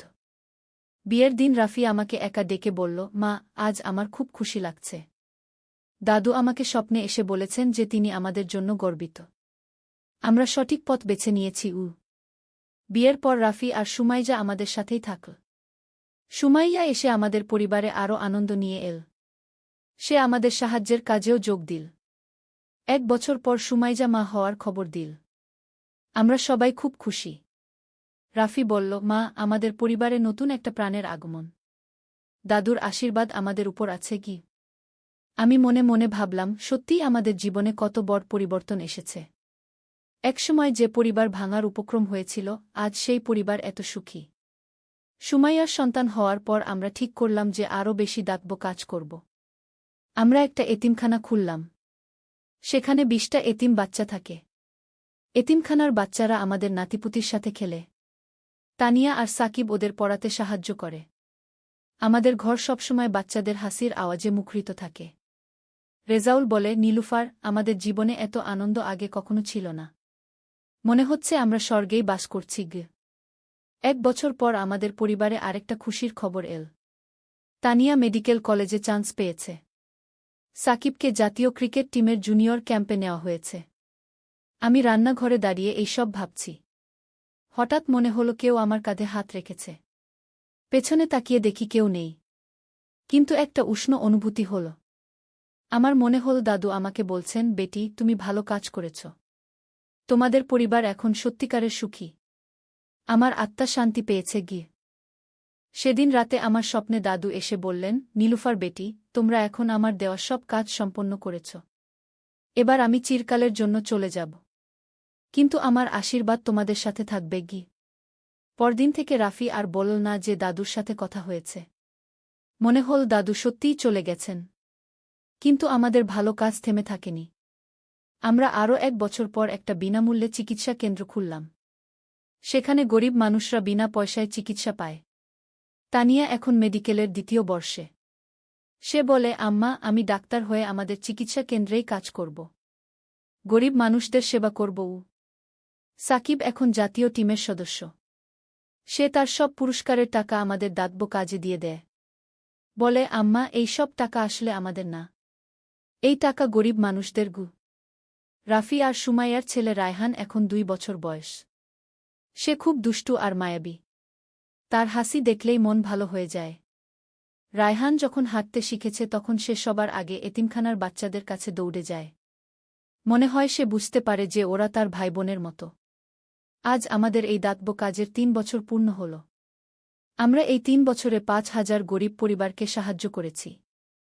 ২টা স্কুল বানিয়েছি, একটা হাসপাতাল, একটা এতিমখানা।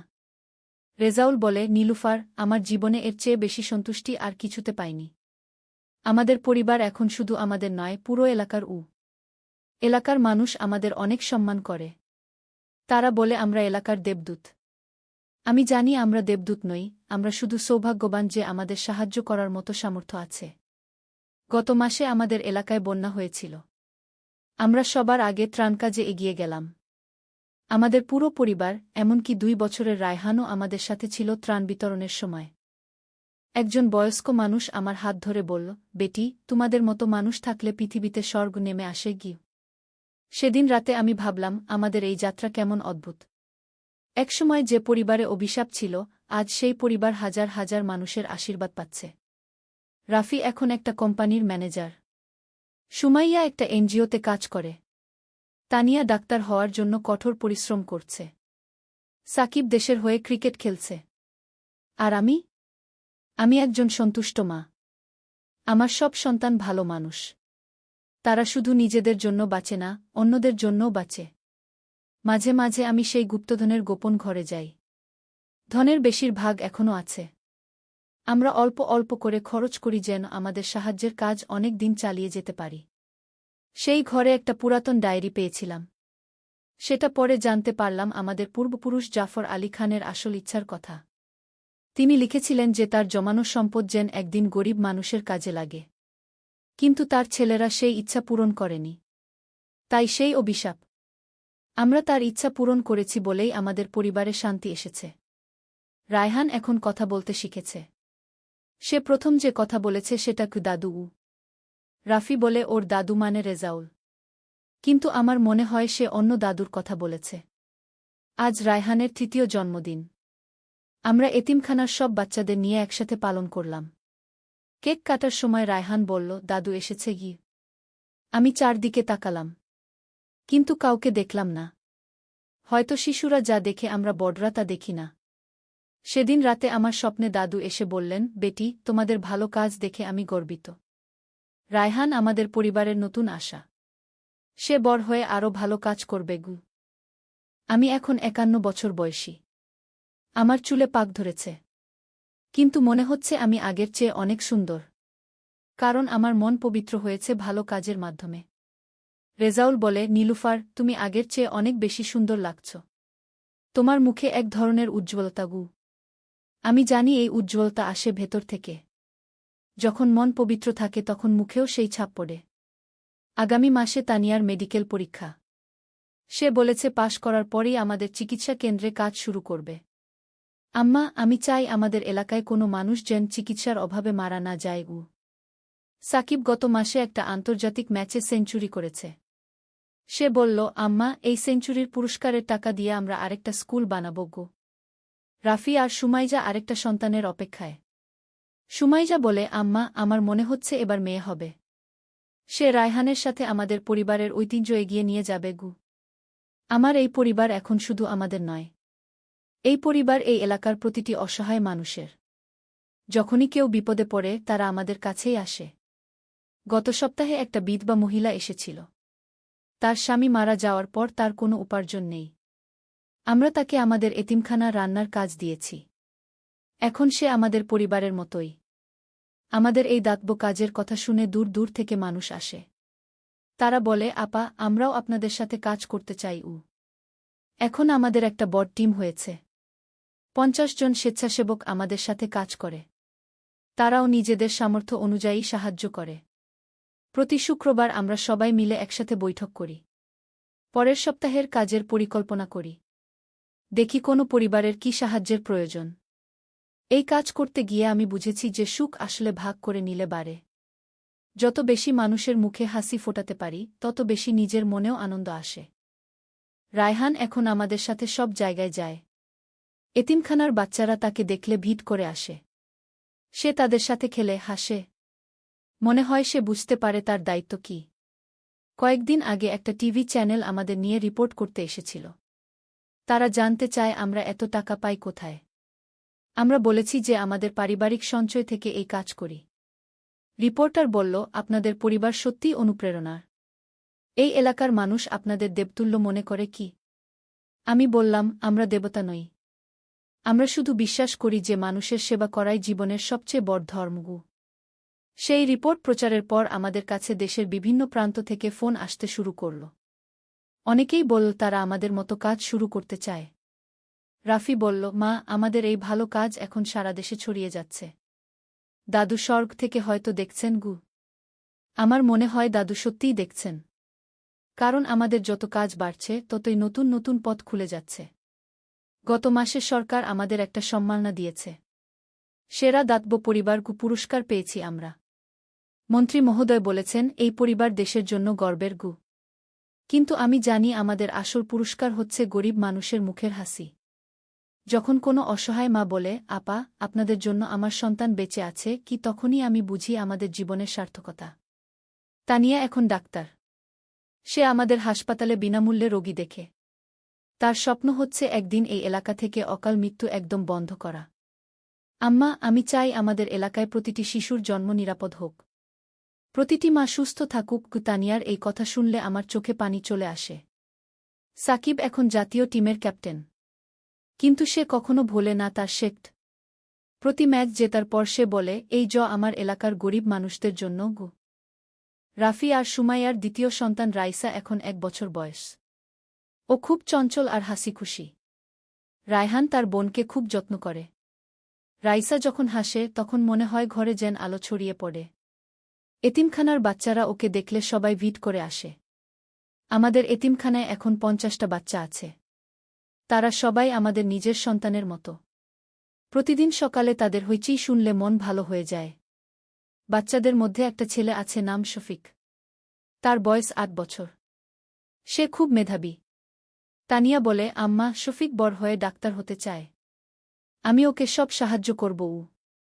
শফিক প্রায় আমার কাছে এসে বলে, নানি, আমি বড় হয়ে আপনাদের মতো মানুষের সেবা করব। তার কথা শুনলে বুঝি আমাদের এই কাজ পরবর্তী প্রজন্মে চলে যাবে। আমাদের স্কুলে এখন 300 ছেলে মেয়ে পড়াশোনা করে। তাদের মধ্যে অনেকেই অনাথ বা দরিদ্র পরিবারের সন্তান। কিন্তু তারা সবাই স্বপ্ন দেখে বড় হয়ে কিছু একটা করার। গত সপ্তাহে আমাদের স্কুলের একটা ছাত্রী লিখিত পরীক্ষায় পুরো জেলায় প্রথম হয়েছে। তার নাম রিনা। তার বাবা একজন রিকশাওয়ালা। রিনা আমার কাছে এসে বলল, নানি, আমি বড় হয়ে শিক্ষক হব। আর আপনাদের মতো গরিব বাচ্চাদের পড়াবগু। এই ছোট্ট মেয়েটার স্বপ্ন শুনে আমার মনে হল, আমাদের এই কাজ সত্যিই সার্থক হয়েছে। আমরা শুধু সাহায্য করিনি, একটা নতুন প্রজন্ম তৈরি করেছি যারা অন্যদের সাহায্য করতে চায়। রেজাউল এখন একটা বড় ব্যবসায়ী। কিন্তু তার সব লাভ আমাদের দাতব্য কাজেই খরচ হয়। সে বলে, নীলুফার, ব্যবসা করি শুধু যেন আমাদের সেবার কাজ চালিয়ে যেতে পারি। আমাদের হাসপাতালে এখন দিনে 200 রোগী আসে।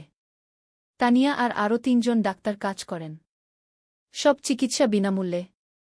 একদিন একজন বৃদ্ধ মানুষ আমার হাত ধরে কাঁদতে শুরু করল। সে বলল, বেটি, তোমাদের জন্য আমার জীবন রক্ষা পেয়েছে। আমার কোনো টাকা নেই, কিন্তু আমার দোয়া আছে গি। আমি বললাম, চাচা, আপনার দোয়াই আমাদের সবচেয়ে বড় পুরস্কার। সত্যিই এই গরিব মানুষদের দোয়া আমাদের শক্তি দেয়, প্রতিদিন কাজ করার অনুপ্রেরণা দেয়। আজ রায়হানের 5ম জন্মদিন। সে এখন অনেক কিছু বুঝতে পারে। সে বলল, নানি, আমি বড় হয়ে আপনাদের সাথে গরিব মানুষদের সাহায্য করব।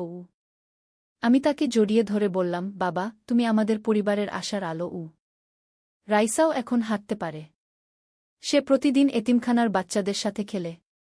মনে হয় সে বুঝতে পারে ওরা তার ভাইবোনের মতো। আমাদের পরিবারের এই পরিবর্তনের গল্প শুনে অনেক পরিবার অনুপ্রাণিত হয়েছে। তারাও তাদের সামর্থ্য অনুযায়ী মানুষের সেবা শুরু করেছে। গত বছর আমাদের জেলায় বন্যা হয়েছিল।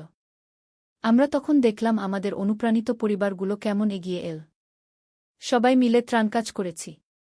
সেই সময় আমি বুঝেছি যে ভালো কাজ সংক্রামক। একটা পরিবার ভালো কাজ শুরু করলে আশেপাশের সবাই অনুপ্রাণিত হয়। এখন আমাদের জেলায় 50টা পরিবার দাতব্য কাজ করে। আমরা সবাই মিলে একটা নেটওয়ার্ক তৈরি করেছি। একে অপরকে সাহায্য করি। আমার বয়স এখন 55। রেজাউলের 58। আমরা দুজনেই সুস্থ আছি। মনে হচ্ছে আমাদের এই ভালো কাজ আমাদের সুস্থ রেখেছে। তানিয়া এখন একজন বিখ্যাত ডাক্তার। কিন্তু সে কখনো আমাদের ছেড়ে অন্য কোথাও যায়নি। বলে, আম্মা, আমার জায়গা এখানেই, এই গরিব মানুষদের সাথেই। সাকিব এখন অধিনায়ক হিসেবে দেশকে অনেক জয় এনে দিয়েছে। কিন্তু তার সবচেয়ে বড় গর্ব হচ্ছে আমাদের এই সেবার কাজ। আম্মা, ক্রিকেট খেলে আমি দেশের নাম উজ্জ্বল করি, কিন্তু আপনাদের এই কাজ মানুষের হৃদয় উজ্জ্বল করে কি? সাকিবের এই কথা শুনে আমার গর্বে বুক ভরে যায়। রাফি এখন একটা বড় কোম্পানির পরিচালক। তার আয়ের বেশিরভাগই আমাদের দাতব্য কাজে খরচ হয়। সুমাইয়াও একটা এনজিওর প্রধান হয়েছে। আমাদের পরিবারের সবাই এখন নিজ নিজ ক্ষেত্রে প্রতিষ্ঠিত। কিন্তু আমাদের মূল পরিচয় হচ্ছে সেবাকারী পরিবার। গতকাল রাতে আমার স্বপ্নে আবার দাদু এসেছিল। তিনি বললেন, বেটি, তোমরা আমার প্রত্যাশার চেয়েও বেশি করেছ। আমাদের পরিবারের নাম এখন আশীর্বাদের সাথে জড়িত। আমি জিজ্ঞেস করলাম, দাদু, আমরা কি সব ঠিক পথেই চলছি? তিনি হাসলেন। হ্যাঁ বেটি, তোমাদের পথ এখন আলোকিত। এই পথেই চলতে থাকুক। আজ সকালে ঘুম থেকে উঠে আমার মনে হলো যেন নতুন একটা দিন শুরু হয়েছে। রায়হান আর রাইসার হাসি শুনে বুঝলাম জীবন কতটা সুন্দর। রান্নাঘরে দাঁড়িয়ে সবার জন্য নাশতা বানাতে বানাতে ভাবলাম, এই যে আমার রোজকার কাজ, এটাও তো এক ধরনের সেবা। পরিবারের সেবা। আর পরিবারের গণ্ডি এখন অনেক বড়। আমাদের পরিবারে এখন হাজার হাজার মানুষ আছে, যাদের সবাইকে আমরা ভালোবাসি আর যত্ন নিই। তানিয়া এসে বলল, আম্মা, আজ আমাদের হাসপাতালে একটা অপারেশন আছে। একটা বাচ্চার হার্টের অপারেশন। বাবা মায়ের কোনো টাকা নেই গি। আমি বললাম, বেটা, তুমি নিশ্চিন্তে অপারেশন করো, টাকার ব্যাপারে চিন্তা নেই গি। এই যে আমাদের সংসার, এখানে কারো টাকার অভাবে চিকিৎসা বন্ধ হয় না, কারো ক্ষুধার জ্বালায় ঘুম আসে না। এটাই তো স্বর্গ। সাকিব এসে বলল, আম্মা, আগামী মাসে আন্তর্জাতিক ম্যাচ আছে। জিতলে যে পুরস্কার পাব সেটা দিয়ে আরেকটা হাসপাতাল বানাবো গু। আমি হেসে বললাম, বাবা, তুমি জিতবেই, কারণ তোমার পেছনে হাজার হাজার মানুষের দোয়া আছে গি। রাফি অফিস থেকে ফিরে বলল, মা, আমার কোম্পানি একটা বড় প্রজেক্ট পেয়েছে। এর লাভ দিয়ে আমরা 10টা স্কুল বানাতে পারব। সুমাইজা বলল, আম্মা, আমাদের এনজিও এখন 5টা জেলায় কাজ করছে। সব জায়গায় আমাদের মতো পরিবার তৈরি হচ্ছে গি। আমি শুনছি আর ভাবছি, কত অদ্ভুত আমাদের জীবন। একসময় যেখানে অন্ধকার ছিল, আজ সেখানে আলোর বন্যা। রায়হান আমার কোলে এসে বসল। বলল, নানি, আমি স্কুলে একটা রচনা লিখেছি, আমার পরিবার নামে গু।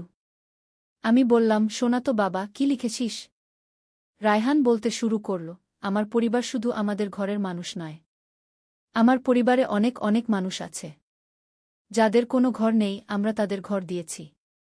যাদের কোনো খাবার নেই, আমরা তাদের খাবার দিয়েছি। তার কথা শুনে আমার চোখে পানি এল। এত ছোট বাচ্চা, কিন্তু কত গভীর কথা বলছে। রাইসা এসে আমার অন্য কোলে বসল। সে এখনও খুব ছোট, কিন্তু তার চোখেও এক ধরনের উজ্জ্বলতা দেখি। মনে হয় আমাদের পরবর্তী প্রজন্ম আরও ভালো কাজ করবে। তারা যখন বড় হবে, তখন হয়তো পৃথিবীটা আরও সুন্দর হয়ে উঠবে। এতিমখানার বাচ্চারা আমাদের বাড়িতে এসেছে। তারা রায়হান আর রাইসার সাথে খেলছে। দেখে মনে হচ্ছে না কে আমাদের নিজের সন্তান আর কে পরের সন্তান। শফিক এসে আমাকে বলল, নানি, আমি এবার ক্লাসে 3য় হয়েছি। আমি আরও ভালো ফলাফল করার চেষ্টা করব। আমি তার মাথায় হাত বুলিয়ে বললাম, বাবা, তুমি ভালো ছাত্র হওয়ার পাশাপাশি ভালো মানুষও হবে। এটাই আমাদের সবচেয়ে বড় চাওয়া। সন্ধ্যায় আমরা সবাই মিলে বসে চা খাই। এই সময়টা আমাদের পারিবারিক আলোচনার সময়। প্রতিদিনের কাজকর্ম নিয়ে কথা হয়। রেজাউল বলল, নীলুফার, আমাদের এই জীবনটা কত সুন্দর। মনে হচ্ছে আমরা স্বর্গেই বাস করছি গে। আমি বললাম, হ্যাঁ, স্বর্গ কোনো দূরের জায়গা নয়। যেখানে সবাই ভালোবাসা আর সেবা নিয়ে বাস করে, সেটাই স্বর্গ। রাতে যখন সবাই ঘুমিয়ে পড়ল, আমি একা বারান্দায় দাঁড়িয়ে আকাশের দিকে তাকালাম। অনেক তারা জ্বলছে। মনে হলো যেন দাদু আমার দিকে তাকিয়ে হাসছেন। আমি মনে মনে বললাম, দাদু, আপনার দেখানো পথেই আমরা চলেছি। আপনার স্বপ্ন আমরা পূরণ করতে পেরেছি। হঠাৎ একটা শান্তির হাওয়া বইল। মনে হলো যেন দাদু বলছেন, বেটি, তুমি আমার গর্ব। তোমাদের এই কাজ বংশ পরম্পরায় চলতে থাকুক। এই মুহূর্তে আমি বুঝলাম, জীবনের সব রহস্য উন্মোচিত হয়েছে। প্রকৃত সুখ কোথায়, প্রকৃত শান্তি কি, সব প্রশ্নের উত্তর পেয়ে গেছি। যে জীবনটা একসময় অভিশাপ মনে হয়েছিল সেই জীবনটাই আজ হাজার হাজার মানুষের জন্য আশীর্বাদ হয়ে উঠেছে। যে পরিবার ভাঙার উপক্রম হয়েছিল সেই পরিবার আজ অনেক ভাঙা পরিবারকে জোড়া লাগাচ্ছে।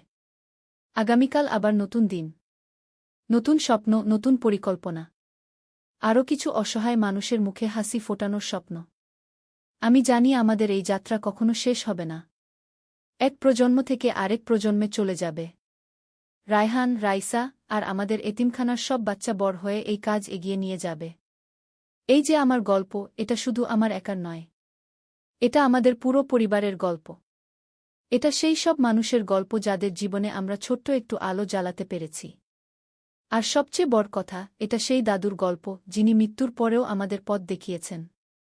যিনি আমাদের শিখিয়েছেন যে অভিশাপকেও আশীর্বাদে পরিণত করা যায়। জীবনের এই পর্যায়ে এসে আমার মনে হয় আমি সত্যিকারের একজন সফল মানুষ। কারণ সফলতা শুধু টাকা পয়সা দিয়ে মাপা হয় না। সফলতা মাপা হয় কত মানুষের জীবনে আলো জ্বালাতে পারলেন সেটা দিয়ে। আমার ইচ্ছা যারা এই গল্প শুনবেন তারাও অনুপ্রাণিত হবেন। নিজ নিজ সামর্থ্য অনুযায়ী মানুষের সেবা করবেন। কারণ দেওয়ার মধ্যেই রয়েছে পাওয়ার আনন্দ। আর যদি কোনো পরিবারে এমন সমস্যা থাকে যেটা সমাধান হতে চায় না, তাহলে ধৈর্য রাখবেন। হাল ছাড়বেন না। কারণ আল্লাহ এমন কোনো সমস্যা দেন না যার সমাধান নেই। আমাদের পরিবারের গল্প এর প্রমাণ। একসময় যেখানে অভিশাপ ছিল, আজ সেখানে আশীর্বাদের বৃষ্টি। এখন রাত অনেক হয়ে গেছে। আমি ঘুমাতে যাব। কাল সকালে আবার নতুন কাজ, নতুন স্বপ্ন নিয়ে। গুড নাইট সবাইকে। আল্লাহ হাফেজ। বদরের বীর। একটি ইসলামিক যুদ্ধের গল্প। প্রথম অধ্যায়। সূর্যোদয়ের আগে মদিনার রাস্তায় ফজরের আজানের ধ্বনি প্রতিধ্বনিত হচ্ছিল। তরুণ সাহাবী আবদুল্লাহ ইবনে মাসুদ তার তলোয়ার পরিষ্কার করছিলেন মসজিদে নব্বীর পাশের ছোট্ট কক্ষে। আজ বদরের যুদ্ধের দিন। ইসলামের ইতিহাসে এক মাইলফলক। আবদুল্লাহ তার সাথী উমাইর ইবনে হুমাম ডাকলেন, তুমি কি প্রস্তুত? আবদুল্লাহ তার তলোয়ার খাপে ভরে উত্তর দিলেন, আল্লাহর রাসূল সাল্লাল্লাহু আলাইহি ওয়াসাল্লামের সাথে থাকলে প্রস্তুত না হয়ে কি করা যায়? দূরত্বে রাসূলুল্লাহ সাল্লাল্লাহু আলাইহি ওয়াসাল্লাম সাহাবীদের সাথে পরামর্শ করছিলেন। তার মুখমণ্ডলে ছিল দৃঢ়তা আর চোখে ছিল আল্লাহর উপর পূর্ণ ভরসা। আমার প্রিয় সাহাবীগণ, রাসূলুল্লাহ সাল্লাল্লাহু আলাইহি ওয়াসাল্লাম বললেন, আজ আমাদের সামনে পরীক্ষা। মক্কার কাফিররা আমাদের ধ্বংস করতে এসেছে। কিন্তু আল্লাহ সুবহানাহু ওয়া তাআলা আমাদের সাথে আছেন গু। আবু বকর রাদিয়াল্লাহু আনহু এগিয়ে এসে বললেন, ইয়া রাসূলুল্লাহ, আমরা আপনার সাথে আছি। জীবনমৃত্যু সবকিছুর মধ্যে গু। উমর রাদিয়াল্লাহু আনহু তার তলোয়ার উঁচিয়ে বললেন, আল্লাহর শপথ, আমরা আপনাকে একা ছাড়ব না গি। দ্বিতীয় অধ্যায়। শত্রুর মুখোমুখি। সূর্য যখন মাথার উপরে উঠেছে তখন বদরের প্রান্তরে দুই বাহিনী মুখোমুখি অবস্থান নিয়েছে। মুসলমান বাহিনী ১৩ জন আর মক্কার কাফির বাহিনী প্রায় ১,০০০ জন। আবদুল্লাহ ইবনে মাসুদ তার ঘোড়ায় বসে দেখলেন, শত্রুপক্ষের নেতা আবু জাহেল অহংকারের সাথে তার বাহিনীকে সাজিয়েছে। তার চারপাশে উতবা, শায়বা এবং ওয়ালিদের মতো কুরাইশ নেতারা। দেখো আবদুল্লাহ, উমাইর বললেন, তারা কত বেশি। কিন্তু আল্লাহর সাহায্য সংখ্যায় নয়, উমানে গি। রাসূলুল্লাহ সাল্লাল্লাহু আলাইহি ওয়াসাল্লাম তার হাত উঠিয়ে দোয়া করতে শুরু করলেন। আল্লাহুম্মা আনজিও নাসরাকাল্লাই ওয়াত্তানি। আল্লাহুম্মা ইন তুহলিক হাইহিল ইশাবাতা মিনাল মুসলিমিনা লাতুবাত ফিল আরদিগ। হে আল্লাহ, আপনি যে সাহায্যের ওয়াদা দিয়েছেন তা পাঠান। হে আল্লাহ, এই মুসলমান দলটি যদি ধ্বংস হয়ে যায় তাহলে পৃথিবীতে আর আপনার ইবাদত হবে না। হঠাৎ শত্রুপক্ষ থেকে ৩ জন যোদ্ধা এগিয়ে এল দ্বন্দ্বযুদ্ধের জন্য। উতবা, শায়বা এবং ওয়ালিদ। মুসলমান পক্ষ থেকে হামজা রাদিয়াল্লাহু আনহু, আলী রাদিয়াল্লাহু আনহু এবং উবাইদা ইবনুল হারিস রাদিয়াল্লাহু আনহু এগিয়ে গেলেন। তৃতীয় অধ্যায়। বিসমিল্লাহ। বিসমিল্লাহি ওয়াল হামদুলিল্লাহ। হামজা রাদিয়াল্লাহু আনহু তার তলোয়ার কাঁধে নিয়ে বললেন। দ্বন্দ্বযুদ্ধ শুরু হল। আলী রাদিয়াল্লাহু আনহু ওয়ালিদকে পরাজিত করলেন। হামজা রাদিয়াল্লাহু আনহু উতবাকে হত্যা করলেন। উবাইদা রাদিয়াল্লাহু আনহু আহত হলেন কিন্তু শায়বাকেও পরাস্ত করলেন। এই জয় দেখে মুসলমান বাহিনীতে উৎসাহের জোয়ার বয়ে গেল। আল্লাহু আকবর! চারদিকে তকবীরের ধ্বনি উঠল। আবদুল্লাহ ইবনে মাসুদ অনুভব করলেন তার হৃদয়ে আল্লাহর নূর প্রবেশ করেছে। ভয় চলে গেছে, এসেছে অদম্য সাহস। রাসূলুল্লাহ সাল্লাল্লাহু আলাইহি ওয়াসাল্লাম তার সাহাবীদের দিকে তাকিয়ে বললেন, আজ আল্লাহ তার দ্বীনের সাহায্য করবেন। তোমরা ধৈর্য ধরো এবং তাকওয়া অবলম্বন করো। চতুর্থ অধ্যায়, ঝড়ের পূর্বে প্রশান্তি। যুদ্ধ শুরু হওয়ার ঠিক আগে আবদুল্লাহ তার সাথী উমাইরকে বললেন, ভাই, তুমি কি ভয় পাচ্ছ? উমাইর হাসলেন, ভয়? আজ তো আমরা জান্নাতের পথে যাত্রা করছি। রাসূলুল্লাহ সাল্লাল্লাহু আলাইহি ওয়াসাল্লাম বলেছেন, বদরের যোদ্ধারা জান্নাতে যাবেন গু। তুমি ঠিক বলেছ, আবদুল্লাহ বললেন, কিন্তু আমার মার কথা মনে পড়ছে। তিনি আমাকে বলেছিলেন, বেটা, আল্লাহর পথে সব সময় সততার সাথে লড়াই করিও। হঠাৎ আকাশে মেঘের ডাকাডাকি শুরু হল। হালকা বৃষ্টি শুরু হয়েছে। রাসূলুল্লাহ সাল্লাল্লাহু আলাইহি ওয়াসাল্লাম বললেন, এটি আল্লাহর রহমতের নিদর্শন। তিনি আমাদের উপর শান্তি নায়েল করেছেন গু। বৃষ্টির ফোঁটায় ধুয়ে গেল সবার মুখের ক্লান্তি। নতুন উদ্যমে ভরে উঠল মুসলমান বাহিনী। পঞ্চম অধ্যায়, লা ইলাহা ইল্লাল্লাহ। আল্লাহ ছাড়া কোনো ইলাহ নেই, মুহাম্মদ সাল্লাল্লাহু আলাইহি ওয়াসাল্লাম আল্লাহর রাসূল। এই কালিমার ধ্বনিতে মুখরিত হয়ে উঠল বদরের ময়দান। যুদ্ধ শুরু হয়ে গেছে। আবদুল্লাহ দেখলেন, মুসলমান যোদ্ধারা অসাধারণ সাহসের সাথে লড়াই করছেন। তাদের মুখে আল্লাহর জিকর, হাতে তলোয়ার। হঠাৎ তিনি দেখলেন, আবু জাহেল একা পড়ে গেছে। এই শয়তান ইসলামের সবচেয়ে বড় শত্রু। উমাইর, তিনি চিৎকার করে বললেন, আবু জাহেল ওদিকে। দুজনে মিলে আবু জাহেলের দিকে এগিয়ে গেলেন। কিন্তু ইতিমধ্যে মুয়াজ ইবনে আফরা এবং মুয়াজ ইবনে আমর আবু জাহেলকে আক্রমণ করেছেন। আবু জাহেল মাটিতে পড়ে গেল। আবদুল্লাহ তার কাছে গিয়ে বললেন, হে আল্লাহর শত্রু, আজ তোর পরিণতি দেখু। আবু জাহেল মৃত্যুর সময়ও অহংকার দেখাতে চেষ্টা করল। কিন্তু তার চোখে ছিল ভয় আর অনুশোচনা। ষষ্ঠ অধ্যায়, ফেরেশতাদের আগমন। যুদ্ধ যখন তুঙ্গে, হঠাৎ আবদুল্লাহ অনুভব করলেন, চারপাশে কিছু অদ্ভুত ঘটনা ঘটছে। শত্রুরা ভয় পেয়ে যাচ্ছে কোনো অজানা কারণে। উমাইর তার কাছে এসে বললেন, আবদুল্লাহ, তুমি কি দেখতে পাচ্ছ? মনে হচ্ছে আমাদের সাথে আরও কেউ লড়াই করছে গি। রাসূলুল্লাহ সাল্লাল্লাহু আলাইহি ওয়াসাল্লাম পরে তাদের বলেছিলেন, আল্লাহ তাআলা সেদিন হাজার ফেরেশতা পাঠিয়েছিলেন মুসলমানদের সাহায্যের জন্য।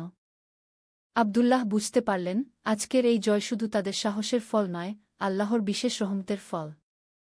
সুবহানাল্লাহ, তিনি মনে মনে বললেন, আল্লাহ কত মহান গু। সপ্তম অধ্যায়, জয়ের সুবহে সাদিক। সূর্য যখন পশ্চিমে হেলে পড়ছে, তখন বদরের যুদ্ধ শেষ হয়ে গেছে। মুসলমানদের বিজয় হয়েছে। ৭০ জন কাফির নিহত হয়েছে, ৭০ জন বন্দী হয়েছে। মুসলমানদের মধ্যে শহীদ হয়েছেন ১-৪ জন। রাসূলুল্লাহ সাল্লাল্লাহু আলাইহি ওয়াসাল্লাম সেজদায় পড়ে আল্লাহর শুকরিয়া আদায় করলেন।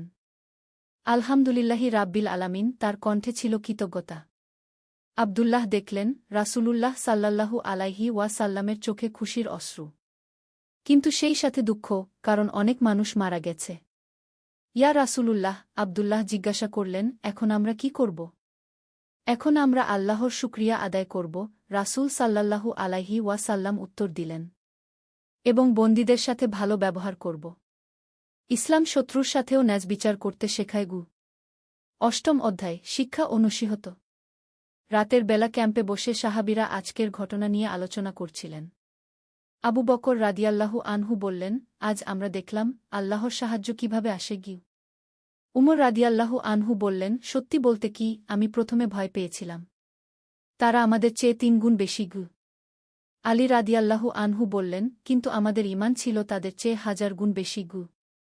রাসূলুল্লাহ সাল্লাল্লাহু আলাইহি ওয়াসাল্লাম তাদের দিকে তাকিয়ে বললেন, আমার প্রিয় সাহাবীগণ, আজকের জয় তোমাদের সাহসের জন্য নয়। এটি আল্লাহর রহমত। তোমরা বিনয়ী থাকো এবং আল্লাহর কৃতজ্ঞতা আদায় করো। যুদ্ধ শুধু তলোয়ারের জোরে জেতা যায় না। যুদ্ধ জেতা যায় আল্লাহর উপর ভরসা, ধৈর্য আর একতার মাধ্যমে। আর সবচেয়ে বড় কথা, আমরা যুদ্ধ করেছি আল্লাহর দ্বীন প্রতিষ্ঠার জন্য, ব্যক্তিগত প্রতিহিংসার জন্য নয় গে। নবম অধ্যায়, ক্ষমা ও মানবিকতা। পরের দিন সকালে বন্দীদের বিষয় নিয়ে আলোচনা হল। কিছু সাহাবী বললেন, এদের মৃত্যুদণ্ড দেওয়া উচিত গে। আবার কেউ কেউ বললেন, এদের মুক্তিপণের বিনিময়ে ছেড়ে দেওয়া যেতে পারে গি। রাসূলুল্লাহ সাল্লাল্লাহু আলাইহি ওয়াসাল্লাম চিন্তা করলেন। তারপর বললেন, যারা লিখতে জানে তারা ১০ জন মুসলমান শিশুকে লেখাপড়া শেখালে মুক্তি পাবে। বাকিরা মুক্তিপণ দিয়ে যেতে পারে গু।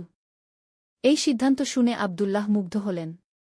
কত মানবিক আর দূরদর্শী এই সিদ্ধান্ত! শত্রুদের থেকেও শিক্ষার ব্যবস্থা করা। সুবহানাল্লাহ, তিনি মনে মনে বললেন, ইসলাম কত সুন্দর গু! 10ম অধ্যায়, মদিনায় ফেরা। বদর থেকে মদিনায় ফেরার পথে পুরো কাফেলা আনন্দে মুখর। কিন্তু রাসূলুল্লাহ সাল্লাল্লাহু আলাইহি ওয়াসাল্লাম বারবার সাহাবীদের বলছিলেন বিনয়ী থাকতে। গর্ব করো না, তিনি বললেন, এটি আল্লাহর দান। তিনি চাইলে যে কোনো মুহূর্তে আমাদের পরাজিত করতে পারতেন। আব্দুল্লাহ এই কথা গভীরভাবে মনে রাখলেন। জীবনের সব ক্ষেত্রে এই শিক্ষা প্রয়োজন। পথিমধ্যে তারা দোয়া করলেন শহীদদের জন্য। বিশেষভাবে স্মরণ করলেন উবাইদা ইবনুল হারিস রাদিয়াল্লাহু আনহুকে, যিনি দ্বন্দ্বযুদ্ধে আহত হয়ে পরে ইন্তেকাল করেছিলেন। আমাদের ভাইয়েরা জান্নাতে, উমাইর বললেন, তারা আমাদের চেয়ে ভাগ্যবান গু। 11 অধ্যায়, নতুন সূর্যোদয়। মদিনায় পৌঁছে দেখা গেল পুরো শহর সেজে উঠেছে। নারী পুরুষ শিশু সবাই রাস্তায় এসে জমায়েত হয়েছে। আশহাদু আল্লা ইলাহা ইল্লাল্লাহু ওয়াশহাদু আন্না মুহাম্মাদান রাসূলুল্লাহ। সবার মুখে কালিমার ধ্বনি। কিন্তু রাসূলুল্লাহ সাল্লাল্লাহু আলাইহি ওয়াসাল্লাম সবার আগে মসজিদে গিয়ে 2 রাকাত নফল নামাজ পড়লেন। আল্লাহর শুকরিয়া আদায় করলেন। আব্দুল্লাহ দেখলেন, জয়ের পরেও রাসূলের সাল্লাল্লাহু আলাইহি ওয়াসাল্লাম মধ্যে কোনো অহংকার নেই। আছে শুধু আল্লাহর কাছে কৃতজ্ঞতা। 10 অধ্যায়, জীবনের পাঠ। সন্ধ্যার দিকে আব্দুল্লাহ তার মায়ের কাছে গেলেন। মা তাকে দেখে কাঁদতে শুরু করলেন। মা কেন কাঁদছেন, তিনি জিজ্ঞাসা করলেন। খুশির কান্না বেটা, মা বললেন, আল্লাহ তোমাকে ফিরিয়ে এনেছেন। আর তুমি আল্লাহর পথে লড়াই করেছ গু। মা, আব্দুল্লাহ বললেন, আজ আমি যা দেখেছি তা বর্ণনা করে শেষ করতে পারব না। আল্লাহর সাহায্য কিভাবে আসে, ফেরেশতারা কিভাবে যুদ্ধ করেন, একজন সত্যিকার নেতা কেমন হন, সব কিছু শিখেছি। মা তার মাথায় হাত রেখে দোয়া করলেন, আল্লাহ তোমাকে হেদায়েতের উপর রাখুন গু। 13 অধ্যায়, ভবিষ্যতের স্বপ্ন। রাতে আব্দুল্লাহ ছাদে বসে তারার দিকে তাকিয়ে ভাবছিলেন। আজকের বিজয়ের মানে কি? এর মানে হল, ইসলাম এখন প্রতিষ্ঠিত হবে। সত্যের জয় হবে মিথ্যার উপর। আল্লাহর দিন ছড়িয়ে পড়বে পৃথিবীর সর্বত্র। কিন্তু তিনি মনে মনে বললেন, এই দায়িত্ব কিন্তু আমাদের উপরে। আমাদের চরিত্র, আমাদের আচার-আচরণ দিয়ে মানুষের কাছে ইসলামের সৌন্দর্য তুলে ধরতে হবে গু। বদরের যুদ্ধ শুধু একটি যুদ্ধ ছিল না। এটা ছিল ন্যায় ও অন্যায়ের সংঘাত। আর আল্লাহ ন্যায়ের পক্ষে গু। 14 অধ্যায়, আল্লাহর অনুগ্রহ। পরের জুমার নামাজে রাসূলুল্লাহ সাল্লাল্লাহু আলাইহি ওয়াসাল্লাম খুতবায় বদরের ঘটনা নিয়ে কথা বললেন। হে মুমিনগণ, বদরে যা ঘটেছে তা আল্লাহর পক্ষ থেকে। তোমরা গর্ব করো না, বরং আল্লাহর শুকরিয়া আদায় করো। এই জয় তোমাদের জন্য পরীক্ষা। তোমরা কি কৃতজ্ঞ থাকবে নাকি অহংকারী হয়ে যাবে? মনে রেখো, আল্লাহ তাআলা বলেছেন, তোমরা তাদের হত্যা করনি, বরং আল্লাহই তাদের হত্যা করেছেন। আর তুমি নিক্ষেপ করনি যখন তুমি নিক্ষেপ করেছিলে, বরং আল্লাহই নিক্ষেপ করেছিলেন। আব্দুল্লাহ এই আয়াতের গভীর অর্থ বুঝতে পারলেন। সব কিছুই আল্লাহর ইচ্ছায়। 15 অধ্যায়, বন্দীদের সাথে আচরণ। কয়েকদিন পর আব্দুল্লাহ দেখলেন, বন্দীরা মুসলমানদের আচরণে অবাক হয়ে যাচ্ছে। তাদের সাথে কোনো খারাপ ব্যবহার করা হচ্ছে না। একজন বন্দী তার কাছে এসে বলল, তুমি আমাকে মেরে ফেলো না কেন? আব্দুল্লাহ উত্তর দিলেন, আমাদের ধর্ম আমাদের শত্রুর সাথেও ন্যায় বিচার করতে শেখায়। তুমি এখন আমাদের অতিথি গ। বন্দী অবাক হয়ে বলল, এরকম ধর্ম আমি আগে দেখিনি গি। এটাই ইসলাম। আব্দুল্লাহ বললেন, শান্তির ধর্ম খো। অনেক বন্দী পরে ইসলাম গ্রহণ করেছিল। তারা বুঝেছিল এই ধর্মের মধ্যে রয়েছে সত্যিকারের মানবিকতা। 16 অধ্যায়, উমাইরের স্বপ্ন। একদিন উমাইর আব্দুল্লাহর কাছে এসে বলল, আমি একটা স্বপ্ন দেখেছি। কি স্বপ্ন? আব্দুল্লাহ জিজ্ঞাসা করলেন। দেখেছি, একটা বিরাট বাগানে আমি হাঁটছি। সেখানে এমন ফল যা আমি কখনো দেখিনি।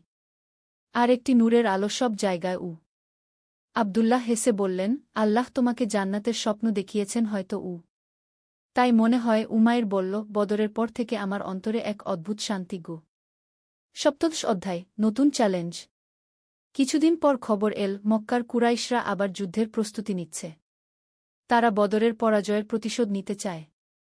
রাসূলুল্লাহ সাল্লাল্লাহু আলাইহি ওয়াসাল্লাম সাহাবীদের ডেকে বললেন, আমাদের আরও কঠিন পরীক্ষার জন্য প্রস্তুত থাকতে হবে। বদর ছিল শুধু শুরু। আব্দুল্লাহ বুঝলেন, জীবনে পরীক্ষা একের পর এক আসতেই থাকবে। কিন্তু আল্লাহর উপর ভরসা রেখে সব পরীক্ষায় উত্তীর্ণ হতে হবে। ইয়া রাসূলাল্লাহ, তিনি বললেন, আমরা আপনার সাথে আছি গু। অষ্টাদশ অধ্যায়, জ্ঞানের তৃষ্ণা। বন্দীদের মধ্যে যারা লেখাপড়া জানত, তারা মুসলিম শিশুদের শিক্ষা দিতে শুরু করল। আবদুল্লাহ তাদের কাছ থেকে আরবি ব্যাকরণ এবং কবিতা শিখতেন। তিনি বুঝেছিলেন, জ্ঞানী মানুষকে প্রকৃত মানুষ বানা। আল্লাহর রাসূল সাল্লাল্লাহু আলাইহি ওয়াসাল্লাম ঠিকই বলেছেন। তিনি মনে মনে ভাবলেন, জ্ঞান অর্জন করো, সেটা চীন দেশে গেলেও গু। শত্রুদের কাছ থেকেও শেখার আছে। এই শিক্ষা তার জীবনে নতুন দিগন্ত উন্মোচন করল। ১৯ অধ্যায়, আখিরাতের প্রস্তুতি। বদরের পর আবদুল্লাহর জীবনে এক বিরাট পরিবর্তন এসেছে। তিনি বুঝেছেন, জীবন খুবই ক্ষণস্থায়ী। প্রতিদিন তাহাজ্জুদ নামাজ পড়তেন, কুরআন তেলাওয়াত করতেন। দানখরাত বেড়ে গিয়েছিল। উমাইর একদিন তিনি বললেন, বদরে যারা শহীদ হয়েছেন তারা আমাদের চেয়ে ভাগ্যবান গু। কেন? উমাইর জিজ্ঞাসা করল। তারা সরাসরি জান্নাতে চলে গেছেন। আমাদের এখনও পরীক্ষা বাকি। ২০ অধ্যায়, পরিবারের গুরুত্ব। একদিন আবদুল্লাহর মা অসুস্থ হয়ে পড়লেন। তিনি সব কাজ ছেড়ে দিয়ে মায়ের সেবায় মনোযোগ দিলেন। বেটা, মা বললেন, তুমি আমার জন্য এত কিছু করছো কেন? তোমার তো গুরুত্বপূর্ণ কাজ আছে গি। মা, আবদুল্লাহ বললেন, রাসূলুল্লাহ সাল্লাল্লাহু আলাইহি ওয়াসাল্লাম বলেছেন, জান্নাত মায়ের পায়ের নিচে, আপনার সেবার চেয়ে বড় কোনো ইবাদত নেই গু। মা কেঁদে ফেললেন। আল্লাহ তোমাকে ভালো রাখুন গু। ২১তম অধ্যায়, সমাজসেবা। বদরের জয়ের পর মদিনায় অনেক নতুন মানুষ ইসলাম গ্রহণ করতে লাগল। তাদের থাকা খাওয়ার ব্যবস্থা করা দরকার। আবদুল্লাহ এবং উমাইর মিলে নতুন মুসলিমদের সাহায্যে এগিয়ে এলেন। তারা নিজেদের বাড়িতে জায়গা দিলেন। ভাই আবদুল্লাহ, একজন নতুন মুসলিম বলল, আপনারা আমাদের সাথে এত ভালো আচরণ করেন কেন? আমরা সবাই এক আল্লাহর বান্দা। আবদুল্লাহ উত্তর দিলেন, তোমার কষ্ট মানেই আমার কষ্টও। ২২তম অধ্যায়, তাওবার গুরুত্ব। একদিন রাসূলুল্লাহ সাল্লাল্লাহু আলাইহি ওয়াসাল্লাম বললেন, তোমরা কি মনে করো, বদরের বিজয়ের পর তোমাদের আর কোনো গুনাহ নেই? সবাই চুপ হয়ে গেলেন।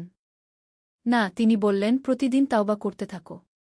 আমি দিনে ১০০ বারের বেশি তাওবা করি গিয়ে। আবদুল্লাহ বুঝলেন, জয়ের পরেও বিনয়ী থাকতে হয়। আল্লাহর কাছে ক্ষমা চাইতে হয়। ২৩তম অধ্যায়, ভবিষ্যৎ প্রজন্ম। আবদুল্লাহ প্রায় ভাবতেন, আমাদের পরের প্রজন্মকে কি শেখাব? তিনি স্থির করলেন, ছোট বাচ্চাদের কুরআন শিক্ষা দেবেন। বদরের ঘটনা তাদের কাছে বলবেন।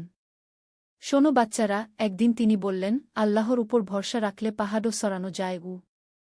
বাচ্চারা মুগ্ধ হয়ে শুনত তার কথা। ২৪তম অধ্যায়, ইউনিটির শক্তি। বদরের সবচেয়ে বড় শিক্ষা ছিল একতা।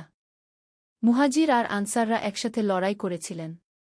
দেখো উমাইর, আবদুল্লাহ বললেন, আমরা যদি ঐক্যবদ্ধ না থাকতাম, কখনোই জিততে পারতাম না গি। ঠিক বলেছ, উমাইর সম্মতি জানালেন। মুসলিম উম্মাহর শক্তি এই ঐক্যের মধ্যেই গ। এই শিক্ষা তারা জীবনে প্রয়োগ করার চেষ্টা করতেন। ২৫তম অধ্যায়, দোয়ার শক্তি। বদরের আগে রাসূলুল্লাহ সাল্লাল্লাহু আলাইহি ওয়াসাল্লাম যেভাবে দোয়া করেছিলেন, সেটা আবদুল্লাহর মনে গেঁথে গিয়েছিল। তিনি বুঝেছিলেন, দোয়াই আসল অস্ত্র। আল্লাহর কাছে কাজতে পারলে সব অসম্ভব সম্ভব হয়।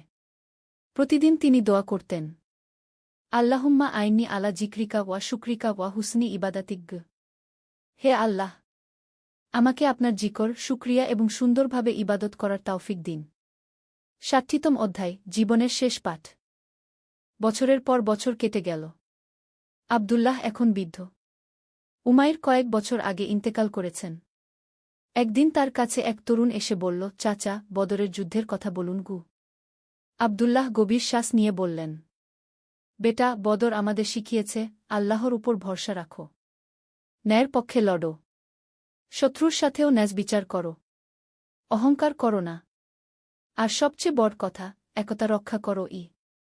এই শিক্ষাগুলো শুধু যুদ্ধক্ষেত্রের জন্য নয়, জীবনের প্রতিটি ক্ষেত্রে প্রযোজ্য। তরুণ মুগ্ধ হয়ে শুনল। উপসংহার, অনন্ত পাথে। আবদুল্লাহ ইবনে মাসুদ রাদিয়াল্লাহু আনহু পরে ইসলামের একজন বিখ্যাত আলেম হয়েছিলেন। তিনি কুরআনের তাফসির এবং হাদিস শিক্ষা দিতেন। বদরের সেই দিনের অভিজ্ঞতা তার পুরো জীবনে প্রভাব ফেলেছিল। তিনি শিখেছিলেন, ১. আল্লাহর উপর পূর্ণ ভরসা রাখতে হয়। ২. ন্যায়ের পক্ষে সর্বদা দাঁড়াতে হয়। ৩. শত্রুর সাথেও ন্যায় বিচার করতে হয়। 4 জয়ের পর অহংকার করা যায় না। 5 একতার মধ্যেই শক্তি। 6 দোয়া সবচেয়ে বড় অস্ত্র। 7 জ্ঞান সর্বত্র থেকে অর্জন করতে হয়। 8 পরিবার এবং সমাজের প্রতি দায়বদ্ধতা থাকতে হয়। মৃত্যুর আগে তিনি তার সন্তানদের বলেছিলেন, বেটারা, তোমরা আল্লাহকে ভয় করো, তার রাসূলের সুন্নাহ অনুসরণ করো। আর মনে রেখো, বদরের শিক্ষা কখনো পুরাতন হবে না। সত্য সর্বদা মিথ্যার উপর বিজয়ী হয়। আল্লাহ ধৈর্যশীলদের সাথে। আর সবচেয়ে বড় জিহাদ হল নিজের নফসের বিরুদ্ধে জিহাদ। এভাবেই শেষ হল বদরের বীর আবদুল্লাহ ইবনে মাসুদের কাহিনী। একটি যুদ্ধ যা শুধু ইতিহাস নয়, আমাদের জীবনের পাথেয়। রাব্বানা আতিনা ফিদ দুনিয়া হাসানাতা ওয়া ফিল আখিরাতি হাসানাতা ওয়া কিনা আয়াবান নার। হে আমাদের রব, আমাদের দুনিয়াতে কল্যাণ দিন, আখিরাতেও কল্যাণ দিন এবং জাহান্নামের আয়াব থেকে রক্ষা করুন। আল্লাহু আলাম। এই কাহিনী একটি কাল্পনিক চরিত্রের মাধ্যমে বদর যুদ্ধের ঐতিহাসিক ঘটনা এবং এর শিক্ষাসমূহ তুলে ধরার একটি প্রয়াস। আল্লাহ সুবহানাহু ওয়া তাআলা আমাদের সকলকে সঠিক পথে রাখুন। আমিন। আল্লাহর রহমত। একটি ইসলামিক গল্প। প্রথম অধ্যায়, হারিয়ে যাওয়া সন্তান। বাগদাদ শহরের এক প্রান্তে বাস করতেন হাকিম সাহেব। তিনি ছিলেন একজন দরিদ্র কিন্তু অত্যন্ত ধার্মিক ব্যক্তি। তার স্ত্রী ফাতিমা এবং 10 বছরের এক পুত্র ইউসুফ নিয়ে ছিল তার ছোট্ট সংসার। হাকিম সাহেব দিনমজুর হিসেবে কাজ করতেন, আর যতটুকু আয় হতো তা দিয়েই সংসার চালাতেন।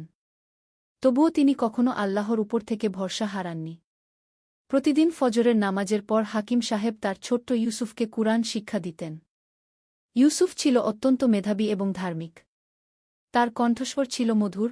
যখন সে কুরআন তিলাওয়াত করত, তখন পাড়া প্রতিবেশীরা মুগ্ধ হয়ে শুনত। একদিন সকালে হাকিম সাহেব কাজে বের হওয়ার সময় ইউসুফ বলল, আব্বু, আমি আজ বাজারে গিয়ে কিছু সাহায্য করতে পারি। হয়তো কিছু টাকা আয় হবে। হাকিম সাহেব তার সন্তানের এই কথা শুনে একদিকে গর্বিত হলেন, অন্যদিকে চিন্তিত হলেন। তিনি বললেন, বেটা, তুমি এখনো ছোট। তোমার কাজ হল পড়াশোনা করা এবং আল্লাহর ইবাদত করা। কিন্তু ইউসুফ জিদ ধরল। শেষ পর্যন্ত হাকিম সাহেব রাজি হলেন এই শর্তে যে ইউসুফ বাজারের কাছেই থাকবে এবং মাগরিবের আগেই বাড়ি ফিরে আসবে। দ্বিতীয় অধ্যায়, বিপদের মুখোমুখি। সেদিন ইউসুফ বাজারে গিয়ে একটি ফল বিক্রেতার দোকানে সাহায্য করতে লাগল। তার সততা এবং পরিশ্রম দেখে দোকানদার খুশি হলেন এবং তাকে কিছু টাকা দিলেন। ইউসুফ অত্যন্ত আনন্দিত হয়ে বাড়ির দিকে রওনা দিল। রাস্তায় চলতে চলতে সে দেখল একটি বৃদ্ধ মহিলা রাস্তার পাশে বসে কাঁদছেন। ইউসুফ তার কাছে গিয়ে জিজ্ঞেস করল, দাদি, আপনার কি হয়েছে? কেন কাঁদছেন? বৃদ্ধা বললেন, বাবা, আমার কোনো খাবার নেই। 3 দিন ধরে না খেয়ে আছি। আল্লাহ জানেন আমি কি করব। ইউসুফের মন দয়ায় ভরে গেল। সে তার সারাদিনের উপার্জনের টাকা দিয়ে বৃদ্ধার জন্য খাবার কিনে দিল। বৃদ্ধা দোয়া করে বললেন, আল্লাহ তোমার মঙ্গল করুন, বাবাগু। এরপর ইউসুফ বাড়ির দিকে রওনা দিল। কিন্তু হঠাৎ করে পথ হারিয়ে ফেলল। সে যত চেষ্টা করছিল ততই গভীর গলিতে ঢুকে পড়ছিল। অন্ধকার নেমে আসছিল আর সে আরও ভয় পেতে লাগল। তখন সে আল্লাহর কাছে দোয়া করতে লাগল, ইয়া আল্লাহ, আপনি আমাকে সাহায্য করুন। আমার মা বাবা চিন্তায় পড়বেন। তৃতীয় অধ্যায়, রহস্যময় সাহায্যকারী। ইউসুফ যখন একটি গলির মোড়ে দাঁড়িয়ে কাঁদছিল, তখন একজন সাদা পোশাক পরা ব্যক্তি তার কাছে এলেন। তার চেহারায় ছিল নুরানি আলো। তিনি বললেন, বাবা, কি ব্যাপার? কেন কাঁদছ? ইউসুফ তার সব কথা বলল। লোকটি মৃদু হেসে বললেন, চিন্তা করো না। আল্লাহ তাদের সাহায্য করেন যারা অন্যদের সাহায্য করে। তুমি আজ যা করেছ, আল্লাহ তা দেখেছেন। তিনি ইউসুফকে সঠিক পথ দেখিয়ে দিলেন। ইউসুফ যখন ধন্যবাদ দিতে পেছনে ফিরল, তখন সেই ব্যক্তি আর কোথাও নেই। চতুর্থ অধ্যায়, পরিবারের কাছে ফিরে আসা। ইউসুফ যখন বাড়ি পৌঁছাল, তখন তার বাবা মা অত্যন্ত চিন্তায় ছিলেন। তারা পুরো পাড়ায় খোঁজ করেছিলেন। ইউসুফকে দেখে তারা কেঁদে ফেললেন। হাকিম সাহেব বললেন, বেটা, তুমি কোথায় ছিলে? আমরা কত চিন্তা করেছি। ইউসুফ সব ঘটনা খুলে বলল। যখন সে বৃদ্ধাকে সাহায্য করার কথা বলল, তখন হাকিম সাহেব ও ফাতিমা গর্বে ভরে গেলেন। হাকিম সাহেব বললেন, বেটা, তুমি সঠিক কাজই করেছ। আল্লাহ তোমাকে নিরাপদে ঘরে ফিরিয়ে এনেছেন। পঞ্চম অধ্যায়, আশীর্বাদ বর্ষণ। পরের দিন সকালে হাকিম সাহেব কাজে যাওয়ার জন্য প্রস্তুত হচ্ছিলেন। হঠাৎ দরজায় কেউ কড়া নাড়ল। দরজা খুলে দেখেন একজন ভদ্রলোক দাঁড়িয়ে। ভদ্রলোক বললেন, আপনি কি হাকিম সাহেব? আপনার ছেলে ইউসুফ? হাকিম সাহেব ভয়ে বললেন, জি হ্যাঁ। কোনো সমস্যা? ভদ্রলোক হেসে বললেন, না, বরং ভালো খবর। গতকাল আপনার ছেলে আমার মাকে সাহায্য করেছে। আমি একজন ব্যবসায়ী। আমি চাই আপনি আমার কোম্পানিতে কাজ করুন। ভালো বেতনে ঘি। হাকিম সাহেব অবাক হয়ে বললেন, কিন্তু আমার তো কোনো যোগ্যতা নেই গি। ভদ্রলোক বললেন, যে ছেলে এত ছোট বয়সে এত দয়ালু, তার বাবা নিশ্চয়ই সৎ মানুষ। আমার সততার মানুষ দরকার, যোগ্যতার নয়। ষষ্ঠ অধ্যায়, নতুন জীবনের সূচনা। হাকিম সাহেব নতুন চাকরি শুরু করলেন। তার সততা এবং পরিশ্রমের কারণে খুব শীঘ্রই তিনি সবার প্রিয় হয়ে উঠলেন। তার আর্থিক অবস্থার উন্নতি হতে লাগল। কিছুদিন পর ইউসুফের জন্য একটি ভালো মাদ্রাসায় ভর্তির ব্যবস্থা হল। সেখানে সে কুরআন এবং হাদিসের পাশাপাশি আধুনিক শিক্ষাও নিতে লাগল।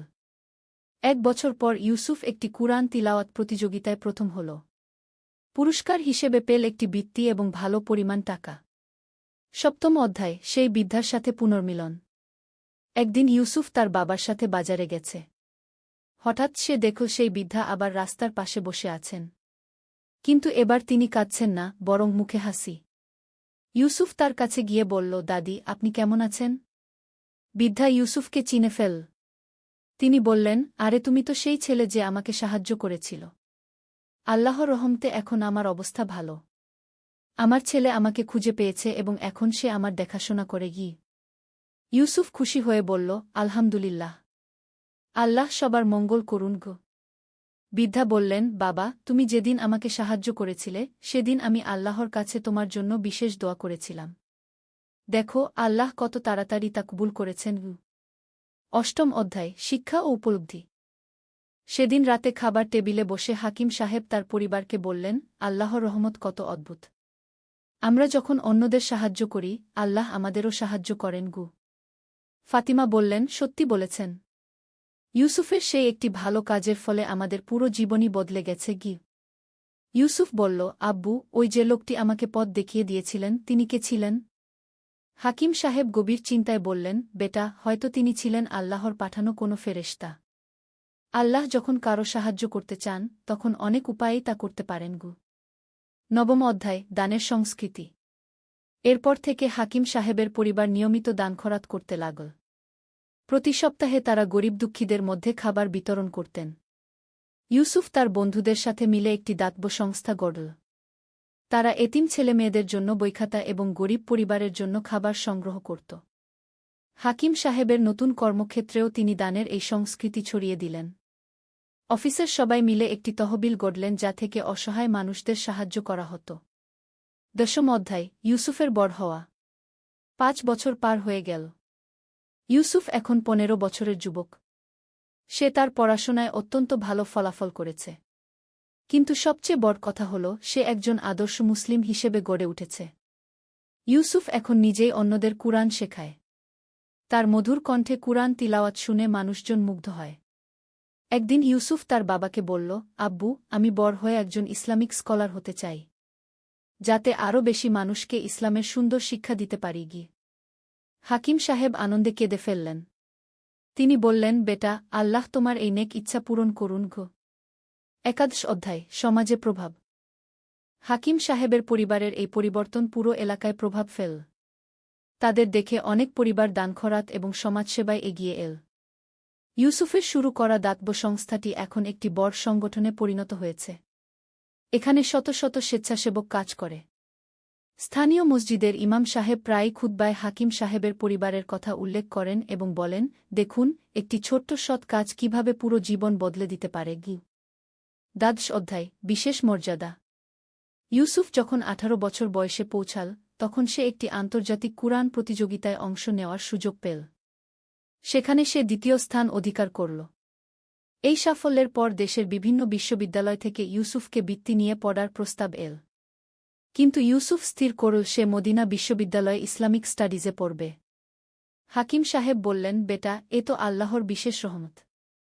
আমরা যা কল্পনাও করতে পারিনি, আল্লাহ তার চেয়েও বেশি দিয়েছেন গু। ত্রয়োদশ অধ্যায়, স্মৃতিচারণ। ইউসুফের মদিনা যাওয়ার আগের রাতে পুরো পরিবার একসাথে বসে পুরানো দিনের কথা মনে করছিল। ফাতিমা বললেন, মনে আছে সেই দিনের কথা, যেদিন তুমি প্রথম বাজারে গিয়েছিলে? আমি কত চিন্তা ছিলাম। হাকিম সাহেব বললেন, আল্লাহর হিকমত কত গভীর। আমরা ভেবেছিলাম ইউসুফ হারিয়ে গেছে, কিন্তু আল্লাহ তাকে দিয়ে আমাদের সবার ভাগ্য বদলে দিলেন গু। ইউসুফ বলল, আব্বু, আমি সেই রাতে যখন পথ হারিয়েছিলাম, তখন আল্লাহর কাছে যে দোয়া করেছিলাম তা আজও মনে আছে।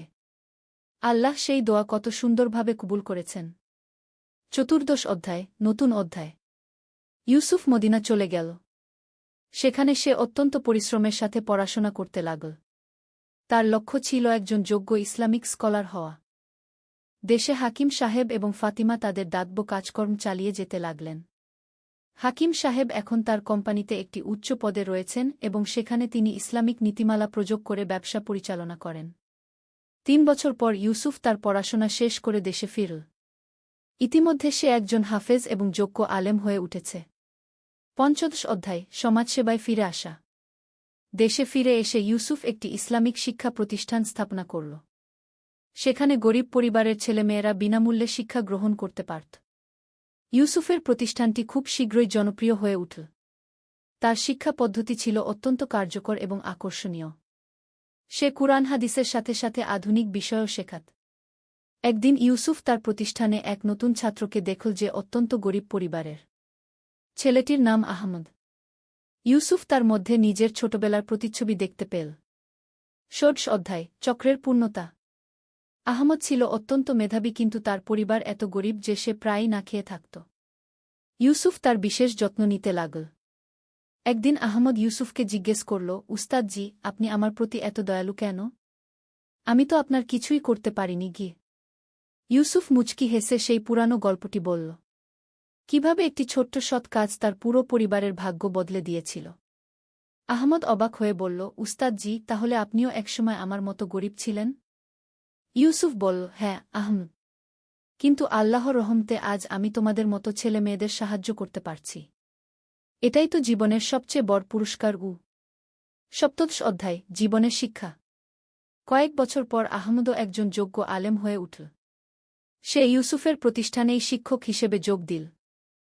একদিন ইউসুফ, তার বাবা মা এবং আহমদ একসাথে বসে আছেন। হাকিম সাহেব বললেন, দেখো, আল্লাহ কত সুন্দর ব্যবস্থা করেছেন। ইউসুফ একসময় সাহায্য পেয়েছিল, আজ সে অন্যদের সাহায্য করছে। আহমদও একইভাবে একদিন অন্যদের সাহায্য করবে গি। ইউসুফ বলল, এটাই তো ইসলামের সৌন্দর্য আব্বু।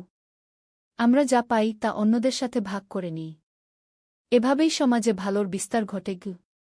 ফাতিমা বললেন, সেই যে বৃদ্ধাকে তুমি সাহায্য করেছিলে তার দোয়াই আজও আমাদের উপর বর্ষিত হচ্ছে গি।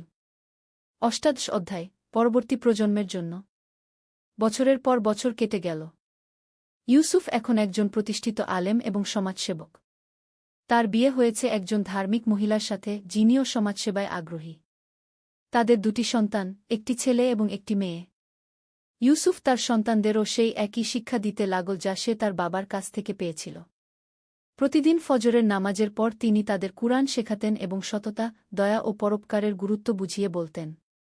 একদিন তার ছোট্ট ছেলে জাফর জিজ্ঞেস করল, আব্বু, কেন আমাদের সবসময় অন্যদের সাহায্য করতে হবে? ইউসুফ তার কোলে নিয়ে বলল, বেটা, আল্লাহ আমাদের যা কিছু দিয়েছেন তা পরীক্ষা স্বরূপ। আমরা যদি তা অন্যদের সাথে ভাগ করি তাহলে আল্লাহ আমাদের আরও বেশি দেবেন গু। 19 অধ্যায়, সেই বৃদ্ধার শেষ সাক্ষাৎ। একদিন ইউসুফ তার বাবার সাথে হাসপাতালে গিয়েছিল কিছু গরিব রোগীর সেবার জন্য। সেখানে তারা দেখল একজন অত্যন্ত বৃদ্ধ মহিলা শয্যাশায়ী অবস্থায় আছেন। ইউসুফ তাকে ভালো করে দেখে চিনতে পারল, এই সেই বৃদ্ধা যাকে সে ছোটবেলায় সাহায্য করেছিল। কিন্তু এখন তিনি অত্যন্ত অসুস্থ এবং মৃত্যুশয্যায়। ইউসুফ তার কাছে গিয়ে আস্তে করে বলল, দাদি, আমাকে চিনতে পারছেন? বৃদ্ধা ক্ষীণ কণ্ঠে বললেন, তুমি কি সেই ছোট্ট ছেলে যে আমাকে খাবার কিনে দিয়েছিল? ইউসুফ কেঁদে ফেল, জি হ্যাঁ দাদি গো। বৃদ্ধা বললেন, আল্লাহর শকর। আমি আল্লাহর কাছে দোয়া করেছিলাম যেন তোমাকে আরেকবার দেখতে পাই। তুমি এখন বড় আলেম হয়েছ শুনেছি গু। 20 অধ্যায়, শেষ দোয়া। বৃদ্ধা ইউসুফের হাত ধরে বললেন, বাবা, আমার আর বেশি সময় নেই, কিন্তু আমি খুশি যে তোমাকে দেখতে পেলাম। তুমি যে আমাকে সাহায্য করেছিলে সেই দিন থেকে আমি প্রতিদিন তোমার জন্য দোয়া করেছি গু। তিনি আরও বললেন, আল্লাহর কাছে আমার শেষ দোয়া হল, তিনি যেন তোমাকে এবং তোমার পরিবারকে সবসময় খুশিতে রাখেন। যেন তোমার সন্তানরাও তোমার মতো সৎ এবং দয়ালু হয় গ। কয়েকদিন পর সেই বৃদ্ধা ইন্তেকাল করলেন। ইউসুফ এবং তার পরিবার তার জানাজায় অংশগ্রহণ করল এবং তার জন্য দোয়া করল। ১ অধ্যায় হাকিম সাহেবের উপদেশ। সেই রাতে হাকিম সাহেব, যিনি এখন অনেক বৃদ্ধ, ইউসুফকে ডেকে বললেন, বেটা, আজ যা ঘটল তা থেকে আমরা কি শিক্ষা নিতে পারি? ইউসুফ বলল, আব্বু, আমি বুঝেছি যে আমাদের করা প্রতিটি ভালো কাজের প্রভাব কত দূরপ্রসারী হতে পারে। সেই বৃদ্ধার দোয়া আজও আমাদের উপর কার্যকর। হাকিম সাহেব বললেন, ঠিক বলেছ। এবং মনে রেখো, আল্লাহ আমাদের কাছ থেকে বড় কিছু আশা করেন না।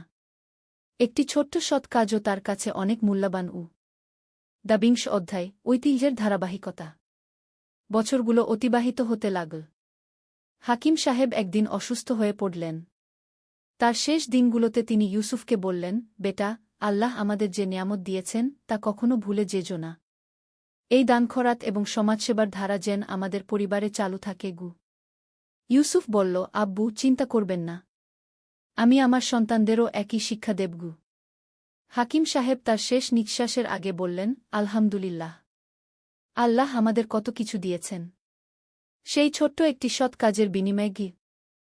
৩ অধ্যায় নতুন প্রজন্মের শপথ। হাকিম সাহেবের ইন্তেকালের পর ইউসুফ তার মিশন আরও জোরদার করল। তার ছেলে জাফর এবং মেয়ে আয়েশা এখন বড় হয়েছে এবং তারাও পিতার পদাঙ্ক অনুসরণ করছে। জাফর মেডিকেল কলেজে পড়ছে যাতে গরিব মানুষদের চিকিৎসা সেবা দিতে পারে। আয়েশা শিক্ষকতায় এসেছে এবং দরিদ্র মেয়েদের শিক্ষিত করে তুলছে। একদিন ইউসুফ তার ২ সন্তানকে নিয়ে সেই জায়গায় গেল যেখানে সে প্রথম সেই বৃদ্ধাকে দেখেছিল। সেখানে এখন একটি ছোট পার্ক তৈরি হয়েছে। ইউসুফ বলল, এই জায়গা থেকেই আমাদের পরিবারের নতুন অধ্যায় শুরু হয়েছিল। মনে রেখো, কোনো ভালো কাজই ছোট নয় গ। ৪ অধ্যায় চূড়ান্ত বার্তা। আজ ইউসুফ একজন সম্মানিত ব্যক্তি। তার প্রতিষ্ঠান থেকে হাজারো শিক্ষার্থী বের হয়ে সমাজের বিভিন্ন ক্ষেত্রে অবদান রাখছে। তার শুরু করা দাতব্য সংস্থা এখন দেশব্যাপী কাজ করে। কিন্তু ইউসুফ কখনো ভুলে যায় না যে এই সব কিছুর শুরু হয়েছিল একটি ছোট্ট ১০ বছরের বাচ্চার একটি সৎ কাজ থেকে। প্রতিবছর সেই দিনটিতে, যেদিন সে প্রথম বৃদ্ধাকে সাহায্য করেছিল, ইউসুফের পরিবার একটি বিশেষ অনুষ্ঠানের আয়োজন করে। সেখানে তারা দরিদ্র পরিবারগুলোর মধ্যে খাবার বিতরণ করে এবং আল্লাহর শুকর আদায় করে। উপসংহার: আল্লাহর অসীম রহমত। এই গল্পের মূল শিক্ষা হল আল্লাহর রহমত অসীম। একটি ছোট্ট সৎ কাজও তার কাছে অনেক বড় মর্যাদা রাখে। যখন আমরা নিঃস্বার্থভাবে অন্যদের সাহায্য করি, আল্লাহ আমাদের সাহায্য করেন এমনভাবে যা আমরা কল্পনাও করতে পারি না।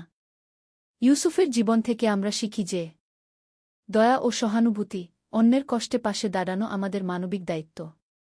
আল্লাহর উপর ভরসা, সব সময় আল্লাহর উপর পূর্ণ আস্থা রাখতে হবে। কৃতজ্ঞতা, আল্লাহর নিয়ামতের জন্য সবসময় শুকর আদায় করতে হবে। দানশীলতা, যা পেয়েছি তা অন্যদের সাথে ভাগ করে নিতে হবে। ধৈর্য, বিপদে ধৈর্য ধরতে হবে এবং আল্লাহর রহমতের অপেক্ষা করতে হবে। হাকিম সাহেবের পরিবারের গল্প আমাদের মনে করিয়ে দেয় যে আল্লাহর রহমতের কোনো সীমা নেই। তিনি যাকে ভালোবাসেন তার জন্য অভাবনীয় ব্যবস্থা করে দেন। কিন্তু এর জন্য প্রয়োজন সৎ নিয়ত, অটুট বিশ্বাস এবং অন্যদের প্রতি দয়া। আল্লাহ আমাদের সবাইকে হাকিম সাহেব এবং ইউসুফের মতো সৎ, দয়ালু এবং পরোপকারী হওয়ার তৌফিক দিন। আমিন। যে ব্যক্তি মানুষের উপকার করে, আল্লাহ তার উপকার করেন। যে ব্যক্তি কারো বিপদ দূর করে, আল্লাহ তার বিপদ দূর করেন গু। হাদিস শরীফ। শেষ।